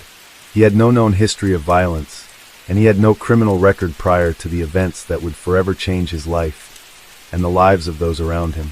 Travis had returned from his deployment in the Middle East a few months prior, visibly changed. While his military service had been a source of pride for his family, it seemed that the war had left deep scars on his psyche. He had difficulty adjusting to civilian life, and his relationships, both with his family and his few friends, began to deteriorate. Travis struggled with intense feelings of anger, disconnection, and anxiety, which often led to outbursts of frustration. The once calm and reserved man had turned unpredictable and volatile, especially when faced with stress or triggers from his time in combat. Despite his internal struggles, Travis continued to live in the same apartment complex in the heart of San Diego. His neighbors often described him as quiet, rarely interacting with others. But those who had been close to him before his deployment started noticing a disturbing change in his behavior. He withdrew even more, spending most of his time alone in his apartment. He would drink heavily on weekends, and his temper would flare at the smallest provocation. It wasn't long before his mental health deteriorated further, with Travis becoming increasingly paranoid and distant. On the evening of July 15, 2014, the quiet suburban neighborhood where Travis lived was shattered by a brutal and senseless murder. The victim was a 24-year-old woman named Emily Parker, a kind and outgoing individual who worked as a nurse at the local hospital. Emily was known for her compassion and selflessness, always putting others before herself. She had grown up in San Diego and was beloved by everyone who knew her. Emily had recently started dating Travis, a relationship that had been growing over the last few months. At first, her friends were hesitant about the pairing, given Travis's increasingly erratic behavior, but Emily was determined to help him, convinced that his struggles were a result of his time in the military. It was on that fateful evening that Emily's efforts to reach out to Travis would ultimately cost her life. Around 9:30 p.m., a loud commotion was heard coming from Travis's apartment. Neighbors who were in close proximity to his unit reported hearing shouting, followed by the unmistakable sound of furniture being overturned. Then, complete silence. Some neighbors went to investigate, but Travis's door remained shut. A few hours later, when the police arrived at the apartment complex in response to a 911 call made by a concerned neighbor, they found Emily's body inside Travis's apartment, lying in a pool of blood. Emily had been brutally murdered. Her throat had been slashed, and multiple stab wounds covered her torso. The sheer brutality of the attack left investigators stunned. The scene suggested a crime of intense emotion, rage, hate, or deep personal conflict. As officers began their investigation, one of the first leads they pursued was Travis Cooper. It wasn't long before they found that Travis had been the last person to see Emily alive. When the police arrived at Travis's apartment, they found him sitting motionless in his living room. His clothes were stained with blood, and he appeared disoriented and dazed. At first, Travis didn't respond to questions from officers. His eyes glazed over as if he were in a trance. When the police asked him about Emily, Travis simply said, "She's gone. I didn't want it to happen. I didn't mean to do it." A search of Travis's apartment revealed a grim scene. In addition to Emily's body, the apartment was filled with military memorabilia, weapons, and bottles of alcohol. It became clear that Travis had not been in a stable state of mind, and the investigation quickly pointed to the possibility of a crime influenced by his mental health struggles. As the investigation into the murder of Emily Parker continued, detectives uncovered a series of unsettling details about Travis Cooper's recent life. His military records showed a history of untreated post-traumatic stress disorder, PTSD, and a series of unresolved mental health issues stemming from his deployment. Travis had sought therapy briefly while in the service, but he had not followed through with treatment after his return to civilian life. It seemed that the pressure of adjusting to life outside the military, combined with his worsening mental health, had pushed Travis into a violent spiral. Friends of Emily and Travis reported that the two had argued intensely earlier that evening, with Emily expressing concern over Travis's growing instability and his refusal to seek help. It was during this argument that things escalated, leading to the tragic events that would unfold within the confines of that apartment. The police learned that Travis had been spiraling for weeks before the murder. Emily had become increasingly worried about his behavior, especially his violent outbursts and erratic mood swings. She had even suggested that he return to counseling, but Travis rejected the idea, convinced that he could handle everything on his own. According to Emily's friends, she had tried to comfort him, to help him work through his issues, but she was afraid that his mental state had deteriorated beyond repair. Emily's last words, as reported by a neighbor who overheard part of the argument through the thin walls of their apartment, were filled with fear and desperation. She begged Travis to stop drinking and to talk to her, but Travis was beyond reasoning. In his mind, Emily was a reminder of the life he could never have, a life free from the horrors of war. He blamed her for pushing him to confront his demons, believing that her attempts to help him were futile, and that she could never truly understand what he had been through. It was in this irrational state of mind that he turned violent, driven by the pain of his past and the overwhelming weight of his mental illness. The police were quick to arrest Travis Cooper, charging him with first-degree murder.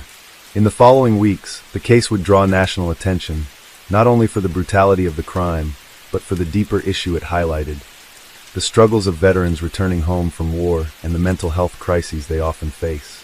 In the months leading up to his trial, there was a growing outcry from both the public and mental health advocates, who called for better support systems for veterans suffering from PTSD and other mental health disorders. Many argued that while Travis's actions were inexcusable, they were also a tragic result of a system that had failed him. As the legal process unfolded, Travis Cooper's defense attorneys painted a picture of a man deeply broken by his experiences in the military. They argued that his actions, though horrifying, were a direct result of untreated PTSD, a mental health condition that had been ignored for far too long. His attorneys presented expert testimony from psychiatrists who spoke about the severe impact that combat had on Travis's mental health. They emphasized his struggles with hypervigilance, nightmares, and the overwhelming sense of guilt that came from his time serving overseas. His legal team claimed that these factors, combined with his alcohol abuse, had driven him to a state of temporary insanity during the murder. Despite the defense's argument, the prosecution remained firm in their stance that the murder was a result of Travis's inability to control his violent impulses, not just his mental health issues. They pointed to the brutal nature of the crime, how Travis had not only killed Emily, but had also mutilated her body with a series of stabs after slashing her throat. The sheer rage displayed during the murder indicated a level of premeditation and personal animosity that went beyond any mental health diagnosis, the prosecution argued. Emily's family, who had been at the center of the case since the moment they received the call about her death, had a very different perspective on Travis's mental health. For them, Emily's life had been violently taken, and there was no way to bring her back. In the months leading up to the trial, the case garnered significant media attention. Local news outlets regularly covered the progress of the investigation, offering updates on Travis's psychological evaluation and the ongoing debates about how PTSD should be factored into criminal trials.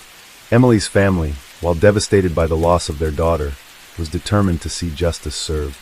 They hired a high-profile attorney to represent them in the case, and made sure to speak out about their feelings on the defense's attempts to shift the blame onto mental illness.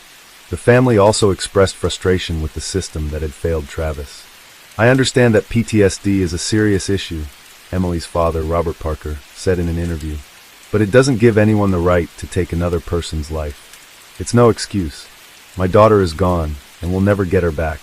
He had opportunities to seek help. He had people who cared for him, including Emily. But instead, he chose to hurt her. Robert's words were echoed by Emily's mother, who spoke of the warmth and light that Emily had brought into the world, and how the tragedy of her loss had shattered their family. The Parkers expressed their heartbreak, not only for their daughter, but also for the fact that Travis had been allowed to spiral so far without intervention. Emily's mother, Christine, made it clear that, while they had compassion for the struggles that Travis had endured, it did not erase the fact that Emily was the one who had paid the ultimate price. For Travis, the trial was an emotionally tumultuous experience. While he was not entirely incapable of understanding the magnitude of his actions, his defense attorneys argued that his state of mind at the time of the murder made it impossible for him to form the intent required for a first-degree murder conviction. The trial became a tug-of-war between his mental health struggles and the horrific nature of his crime. As the prosecution painted Travis as a man who had carefully planned and executed the murder in a fit of jealousy and rage, the defense focused on his broken mind, torn apart by the horrors of war and exacerbated by his alcohol addiction. Despite the defense's best efforts, the jury found Travis Cooper guilty of second-degree murder. It was a conviction that the Parkers felt was a bittersweet victory. They were relieved that Travis would spend time in prison for his actions, but no amount of justice could bring Emily back. The verdict, however, was a clear message to the public.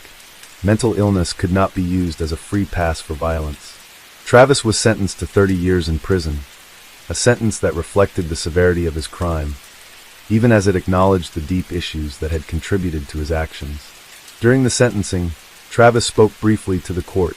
His words were filled with remorse, though they lacked the emotional depth that many had hoped to hear. "I can never take back what I did," he said, his voice shaky. "I never wanted to hurt her.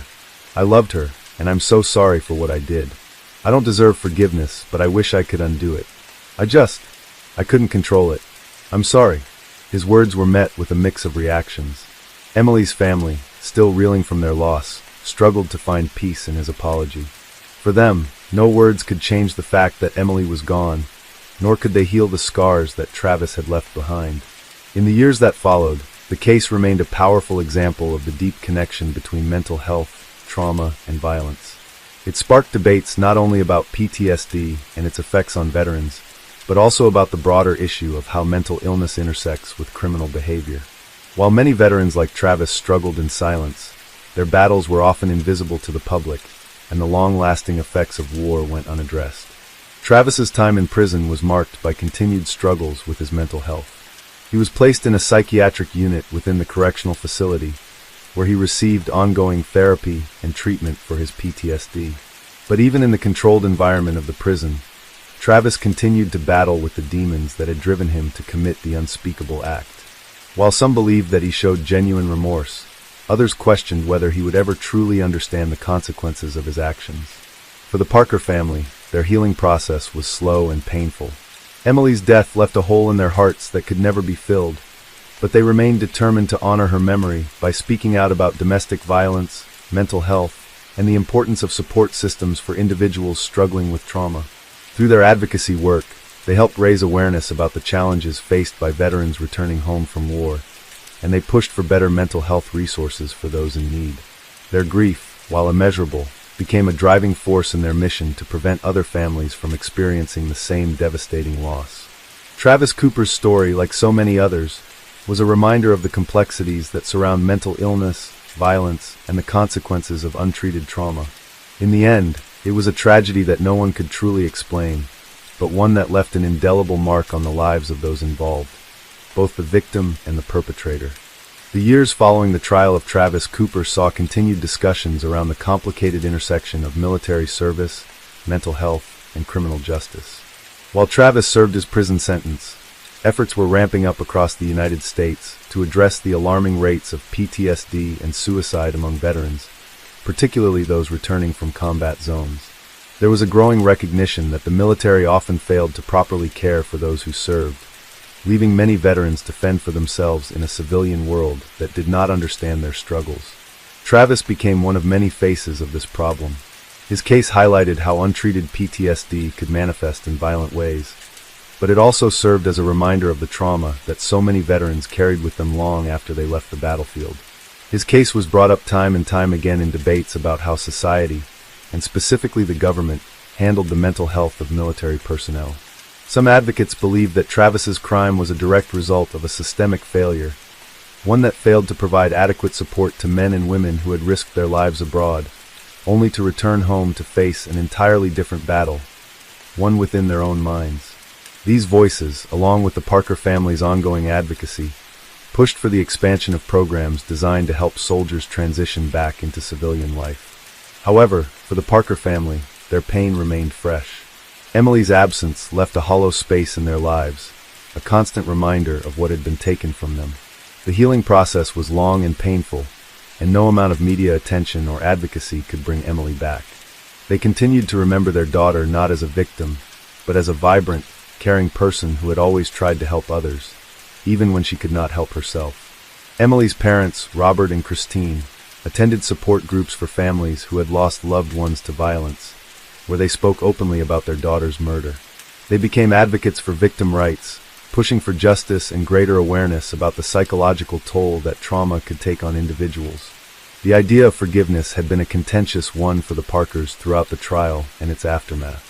While they felt a sense of justice with Travis's conviction, they could not deny the humanity of the man who had taken their daughter's life. Christine Parker, in particular, struggled with the concept of forgiveness, feeling as though it would somehow diminish the significance of Emily's life and the brutality of her death. Yet, over time, she found herself drawn into a larger conversation about the cycle of violence and healing, and the realization that forgiveness could also be part of the healing process for them.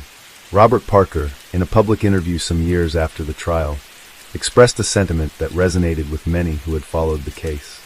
"Forgiving him doesn't mean we forget what happened," Robert explained. "It doesn't bring Emily back. It doesn't change the reality that she's gone. But I think it's something we have to do for ourselves in order to find some peace. We've already been through hell, and the bitterness of hatred won't help anyone. It's a way for us to move forward, even when the pain never really goes away." In prison, Travis was not without his own struggles. The psychological toll of his crime weighed heavily on him, and his mental state did not improve in the years following his conviction. He spent much of his time in the psychiatric ward, receiving therapy, medications, and counseling. There were reports that Travis had shown remorse for his actions, and at times, he expressed a desire to reach out to Emily's family. However, his letters were never sent, as he feared they would be seen as an attempt to manipulate or ease his conscience rather than genuine remorse. There was a growing sense among some of his prison counselors that Travis might never be able to fully understand the magnitude of his actions. While he had made strides in his mental health treatment, his ability to accept full responsibility for the murder was hindered by his ongoing battles with guilt, self-hatred, and the heavy burden of his PTSD. Some believed that, in his own way, Travis was trapped in the same cycle of violence that he had inflicted on Emily. The case continued to make ripples in the legal and mental health communities. The more that people learned about Travis's history and his struggles, the more they began to understand the complexities of his crime. Was he just another victim of an under-resourced mental health system that failed him? Or was he a man who had crossed a line, unable to take responsibility for the violence he had committed, regardless of the psychological trauma he had experienced? Both sides presented compelling arguments, and while public opinion varied, it became clear that Travis's story was not an isolated one. It was a reflection of broader issues that needed to be addressed at a societal level. In the years following the trial, the case of Travis Cooper became a landmark example of the complexities of the criminal justice system's handling of mental illness. The debate raged on over the adequacy of military mental health care, how PTSD should be treated in the context of criminal cases, and what responsibility the government had in ensuring that veterans like Travis received the care and attention they needed to reintegrate into civilian life. It was a case that served as both a tragedy and a cautionary tale. Meanwhile, Emily's parents dedicated themselves to creating a foundation in her memory.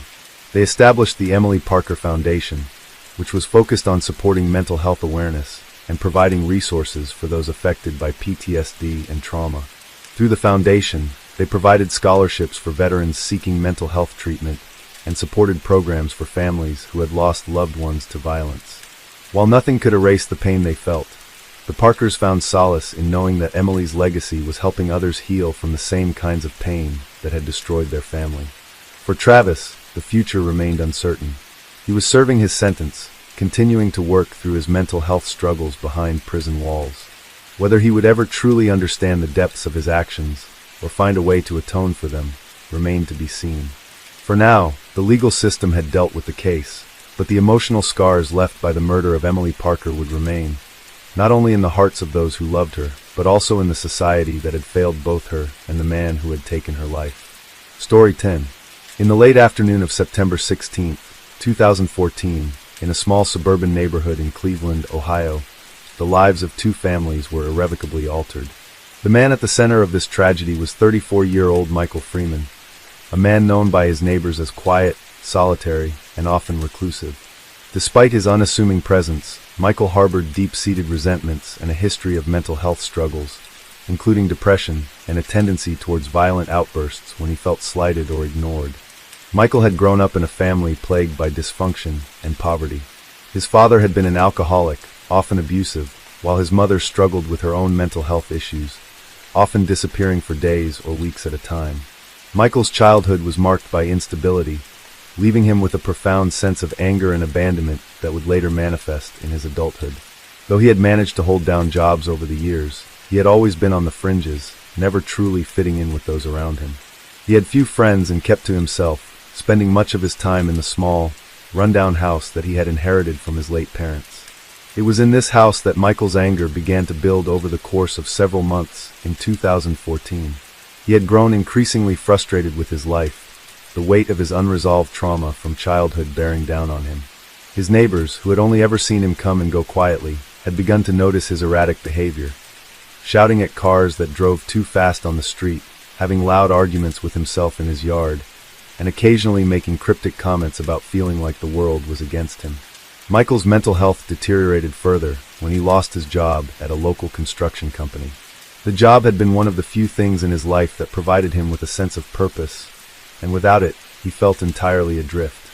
His social isolation worsened, and his anger began to turn inward, festering and growing until it became a dangerous, explosive force.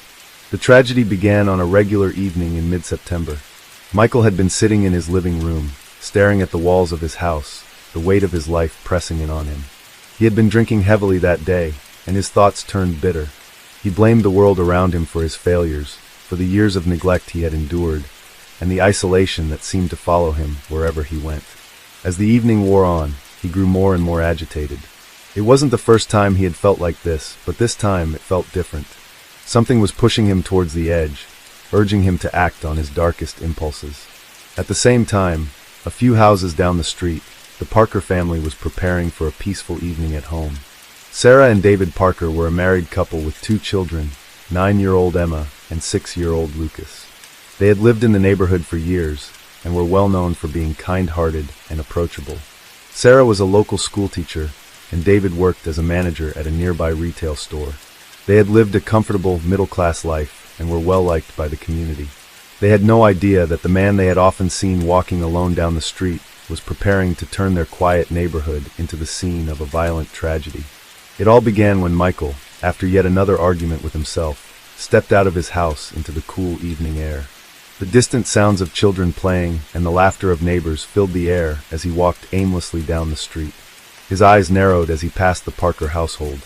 He had been simmering with anger for weeks now, and he was particularly irritated by the sounds of children's laughter. Something about it, to him, felt like a cruel reminder of what he had never had, what he had lost in his own life. The sight of the Parker children playing in the yard, the sound of their carefree laughter, seemed to trigger something deep within him. His rage flared, fueled by years of pent-up resentment. Without any warning, Michael pulled a handgun from the waistband of his pants. The weapon, which he had purchased months earlier from an unlicensed seller, was not legally registered. He had kept it hidden, but his sense of control over his own life was slipping, and he had begun to think about using it. This night, it felt like the only way to assert himself, to make his presence known in a world that had ignored him for so long. As he approached the Parker house, the sounds of the children's laughter intensified in his ears, pushing him further into a state of rage. Michael approached the front yard of the Parker family's home, where Sarah was sitting on the porch, watching her children play. She had no way of knowing that the quiet neighbor she had often waved to was now walking toward her with a deadly intent. Before she could even react, Michael raised the gun and fired several shots at Sarah, striking her in the chest and sending her crashing to the ground. Emma and Lucas screamed in horror. Their joyful play turned to terror in an instant. David Parker, who had been inside the house, rushed out upon hearing the gunfire. His heart pounded in his chest as he saw Sarah lying motionless on the ground and Michael standing over her, the gun still in his hand. The sight of the gun caused David to freeze for a moment, his mind struggling to comprehend what was happening. But then, driven by the instinct to protect his family, he rushed towards Michael, attempting to tackle him and disarm him. Michael, though startled by David's intervention, was still fueled by his uncontrollable anger. In the chaotic struggle that ensued, another shot rang out, striking David in the leg. He collapsed to the ground, his vision blurred with pain, but he refused to stop. He grabbed Michael's wrist, trying to force the gun from his grip, but Michael was too strong. The two men continued to grapple, rolling on the ground, as Emma and Lucas stood frozen, horrified by the violence unfolding before them. At that moment, a neighbor who had heard the gunfire called 911. The dispatcher answered quickly, and the neighbor, frantic, reported the shooting. Officers were dispatched immediately, but by the time they arrived, the damage had already been done. Michael Freeman had shot and killed Sarah Parker in cold blood, leaving David severely wounded and the children traumatized. As the officers stormed into the yard, Michael was still standing over David, the gun now pointed downward in his hand. He seemed almost disconnected from reality, his face blank, his expression cold. Michael didn't resist when the police ordered him to drop the weapon. He complied immediately, allowing them to arrest him without a fight. He was taken into custody and charged with first-degree murder, attempted murder, and child endangerment. The arrest marked the beginning of a long and painful legal process that would see Michael Freeman face the consequences of his actions. But for the Parker family, there was no trial that could bring Sarah back or undo the trauma that had been inflicted on their children. The ripple effects of that evening's violence would haunt them for years to come, as they tried to rebuild their lives in the aftermath of the senseless tragedy. In the months that followed, the community rallied around the Parker family, offering support and condolences. Friends and neighbors organized fundraisers, and local schools held memorials for Sarah, honoring the teacher who had touched so many lives. The Parker children, though young, would carry the memory of that night with them for the rest of their lives, and Sarah's absence left a deep void in the hearts of everyone who knew her. Michael Freeman's trial would take place the following year, and as the case moved forward, the community struggled to come to terms with the violence that had shattered their peaceful suburban neighborhood. How had it come to this? How could someone like Michael, a quiet, isolated man, be capable of such brutality? The answers were complicated, but for the Parker family, the only thing that truly mattered was that they had lost the person they loved most. No amount of justice could ever change that. The aftermath of the shooting sent shockwaves through the tight-knit Cleveland community. The Parker family's home, once a symbol of safety and comfort, became a crime scene. The neighbors who had once shared casual conversations with Sarah on walks and waved to her children as they played in the yard now stood in silent disbelief. The once bustling street, where children often rode bikes and played hopscotch on warm summer days, had become a place marked by the horrific events of September 16th. It was as if the innocence of the neighborhood had been stolen in an instant. In the days that followed, the news spread across the city, and the case quickly became a focal point of local media. Michael Freeman, the quiet, reclusive neighbor, was now the subject of intense public scrutiny. People who had only known him by sight were suddenly forced to confront the reality that someone so seemingly ordinary could commit such an extraordinary act of violence. For many, the news was a chilling reminder that danger could lurk behind the closed doors of even the most unassuming houses. As the investigation into the shooting unfolded, details of Michael's troubled past began to surface. The police uncovered a long history of erratic behavior, including a series of incidents that had raised concerns among his neighbors. One neighbor recalled a time when Michael had become irate after a minor altercation with a delivery driver, shouting at him for parking too close to his property line. Another recalled Michael muttering about the world being unfair, complaining about how people never seemed to appreciate his hardships. These instances, while alarming, had never escalated to the point of violence, and no one had suspected that Michael was capable of such an act. Many had simply chalked it up to his eccentricities, never imagining that he harbored such deep-seated anger. Yet, when investigators dug deeper, they discovered that Michael's anger had been building for months. He had been struggling with the recent loss of his job, which had compounded his feelings of isolation. The lack of meaningful social connections had left him feeling more and more disconnected from the world around him. Michael had become consumed by bitterness, and every minor irritation felt like a personal affront. The Parker family's laughter, the image of Sarah's children playing in the yard, became the final trigger that pushed him over the edge. It was as though, in that moment, Michael saw in their happiness everything he had lost in his own life. a life he felt had been unfairly derailed by circumstances beyond his control. Investigators also discovered that Michael had been seeking professional help for his mental health issues, but his attempts at treatment had been inconsistent. He had attended therapy on and off for several years, but had never fully committed to the process. The underlying issues, his depression, anger, and feelings of worthlessness, remained unresolved. His decision to purchase a firearm was seen as the final, fatal step in his mental unraveling. The gun, which he had obtained through an unlicensed seller, was never registered, and it was clear that Michael had never fully thought through the consequences of using it. As the police pieced together the timeline of events, they learned that Michael had planned the shooting in advance. He had spent hours before leaving his home, sitting with the gun in his lap, contemplating the actions he was about to take. In his twisted mind, the Parker family's happiness had become a symbol of everything he felt he was denied, and the violence was his misguided way of reclaiming some sense of control over his life. He had no plan for what would happen afterward, no thought about the lives he would ruin, the children he would traumatize, or the community he would tear apart. To Michael, the gun had become a tool to silence the anger that had been building inside of him for years. The Parker family's reaction to the tragedy was one of profound grief and disbelief. Sarah's husband, David, had survived the attack but was left with both physical and emotional scars. The bullet wound to his leg would take months to heal, but it was the psychological trauma that would haunt him for much longer. He had been unable to save his wife, unable to protect his children from the horror that had unfolded on their front lawn. In the days following the shooting, David struggled with feelings of guilt and inadequacy. He wrestled with the thought that, if only he had reacted differently or faster, perhaps Sarah would still be alive. But those questions would remain unanswered, and the weight of that loss would be something he would carry with him forever. For the children, Emma and Lucas, the trauma of that night would shape their futures. Emma, the older of the two, would suffer from nightmares and flashbacks.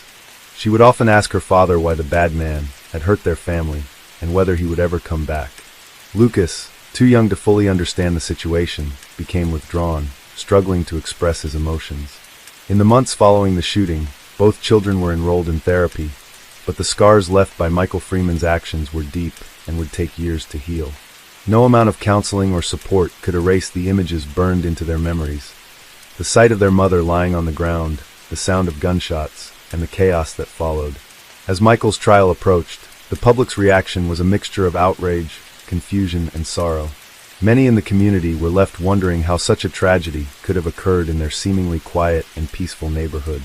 The questions surrounding Michael's mental health, his gun ownership, and his apparent inability to seek help for his anger became central to the legal proceedings. The prosecution argued that Michael's actions were premeditated, a deliberate choice to commit an act of violence against a family he had never truly known. The defense, on the other hand, pointed to his troubled past, his struggles with mental illness, and his history of instability as factors that had contributed to his breakdown. As the trial continued, it became clear that Michael Freeman's story was not just one of a man who had lost control in a moment of rage, but also one of a society that had failed to address the complex issues surrounding mental health, isolation, and access to firearms. The debate over gun control, the availability of mental health resources, and the need for stronger community support systems became more urgent than ever before. Michael's actions were a painful reminder of the consequences of neglecting these issues. For the Parker family, the trial was a painful and drawn-out process. Every day in the courtroom brought fresh anguish as they were forced to relive the horrors of that night. But through it all, they remained steadfast in their commitment to each other. They sought justice not just for Sarah, but for the future of their children, whose lives had been forever altered by Michael Freeman's violent outburst. They knew that the road to healing would be long and uncertain, but they also understood that, in the end, their strength as a family would be what carried them through. In the coming months, as the trial concluded, Michael Freeman was convicted of first-degree murder, attempted murder, and child endangerment. He was sentenced to life in prison without the possibility of parole, ensuring that he would never again have the chance to harm another family. But for the Parker family, justice could never fully undo the damage caused by his actions. It was a hollow victory, one that could never bring Sarah back or repair the trauma inflicted on Emma and Lucas.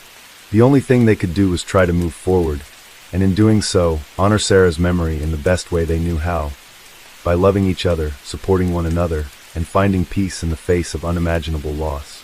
The months following the trial brought little relief for the Parker family. Despite the guilty verdict and the conviction that ensured Michael Freeman would never be able to hurt anyone again, the emotional scars remained. In the quiet moments of reflection, David often found himself wrestling with the enormity of the loss.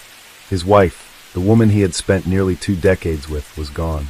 The children, though young, had experienced something no child should ever have to witness. Emma's eyes, once bright with innocence, were now shadowed with an understanding of a world much harsher than she should have known at such a young age. David would wake in the middle of the night, drenched in sweat, the sound of gunshots still ringing in his ears. He would hear his children's screams, feel the weight of his wife's body falling to the ground, and replay the moment he tried so desperately to protect her, only to be too late. It was a brutal loop of guilt and helplessness that no amount of time could seem to erase. There were days when he felt as though the grief would swallow him whole, and the weight of it all would press him so hard that he thought he might collapse under it. The children struggled in their own ways. Emma became withdrawn, barely speaking to anyone outside of her family. She was often found drawing pictures that seemed to capture a haunting scene, a house surrounded by darkness, with a small figure standing alone in the center. It wasn't until months later that David realized the figure in Emma's drawings was always her mother, standing alone and distant, as though frozen in time. Emma had stopped talking about the shooting, but it was clear that the trauma had seeped into every corner of her young mind. Lucas, too young to fully understand the gravity of what had happened, exhibited signs of distress in his own way. He would ask David why they couldn't go to the park anymore, or why they couldn't have their old family outings, like the ones they had before that day. The familiar spaces of their once idyllic life now felt cold and foreign. His questions, innocent as they were, only reminded David of how much had been taken from them, how much had been stolen from his children. Despite the intense grief, David knew that he couldn't allow the darkness to fully consume them. He worked tirelessly to ensure that his children would receive the support they needed to process their trauma. He enrolled Emma and Lucas in therapy, though he understood that the road to healing would be long. There were no quick fixes, no simple solutions to undo the horrors they had witnessed. All David could do was be there for them, providing whatever sense of stability he could muster, even as his own world felt like it was falling apart. The Parker family found solace in the small, everyday moments that began to take root in their lives once again. They would spend time together, as best as they could, even if it was just sitting in silence in the living room or walking around the neighborhood they once knew. Slowly, the tight-knit community that had rallied around them began to rebuild itself. Neighbors who had been shocked by the tragedy now offered their support, coming by with casseroles, cards, and words of encouragement. They were trying to piece together a sense of normalcy, despite the darkness that had forever changed the landscape of their lives. One day, as Emma and David sat in the living room, watching the sun begin to set, Emma finally spoke up. Her voice was soft, almost hesitant, but it was the first time she had opened up about her feelings in months. "Daddy," she said, her eyes meeting his, "do you think Mommy is in heaven?" David paused, his heart aching, as he processed the question. His emotions threatened to overwhelm him, but he kept them in check for his daughter's sake. "Yes, sweetheart," he answered, his voice thick with emotion. "I believe your Mommy is in heaven, watching over us." Emma nodded, her small hands folding in her lap. There was a quiet understanding in her eyes, as though the weight of her question had finally been answered in a way that gave her some peace, even if it was only temporary. It wasn't a cure, not by any means, but it was a step, a small, tentative step toward healing. David knew that it would be years before the children could truly begin to process what had happened. There would be good days and bad days, and he would be there for them through it all, offering the love and support they needed, even when he wasn't sure how to help himself. But there was one thing he could do. He could be a constant presence in their lives. He could show them that, despite the pain, life could continue. And slowly, through time and support, they could begin to rebuild what had been shattered. The pain of losing Sarah would never truly fade. There would always be moments when the grief would come crashing back, moments when David would hear her voice in his mind, moments when he would long for her touch, her laugh, and the life they had shared together. But through it all, he clung to the memory of her strength, her kindness, and her love. Sarah Parker had been a beacon of light in his life, and though she was gone, that light would continue to guide him in the years to come. In the courtroom, Michael Freeman's fate had been sealed. His conviction had come swiftly, and he was sentenced to life in prison without the possibility of parole. But for David and his children, the punishment was of little consequence. Michael Freeman's actions had irrevocably altered their lives, and no sentence, no matter how harsh, could undo the damage he had caused. His family was left to live with the consequences of his violent outburst, an outburst that had taken the life of a mother, shattered the lives of her children, and torn apart a community. The finality of Michael's conviction brought a small sense of justice, but it did little to ease the pain. David knew that the true work of healing had only just begun. He would have to continue moving forward, even though every step felt like a struggle. The Parker family's road to recovery would be long, but David was determined that they would heal together. He would honor Sarah's memory, not by holding on to the past, but by helping his children find a way to live with the tragedy that had forever shaped their lives. Though Michael Freeman had been sentenced to prison, his actions had created a ripple effect that would continue to echo in the Parker family's lives. They would never be the same, but in time, they would find a way to move forward, one day at a time, one step at a time, holding on to the love that had once defined their family, and finding strength in each other as they navigated a world that had become all too dangerous and unpredictable.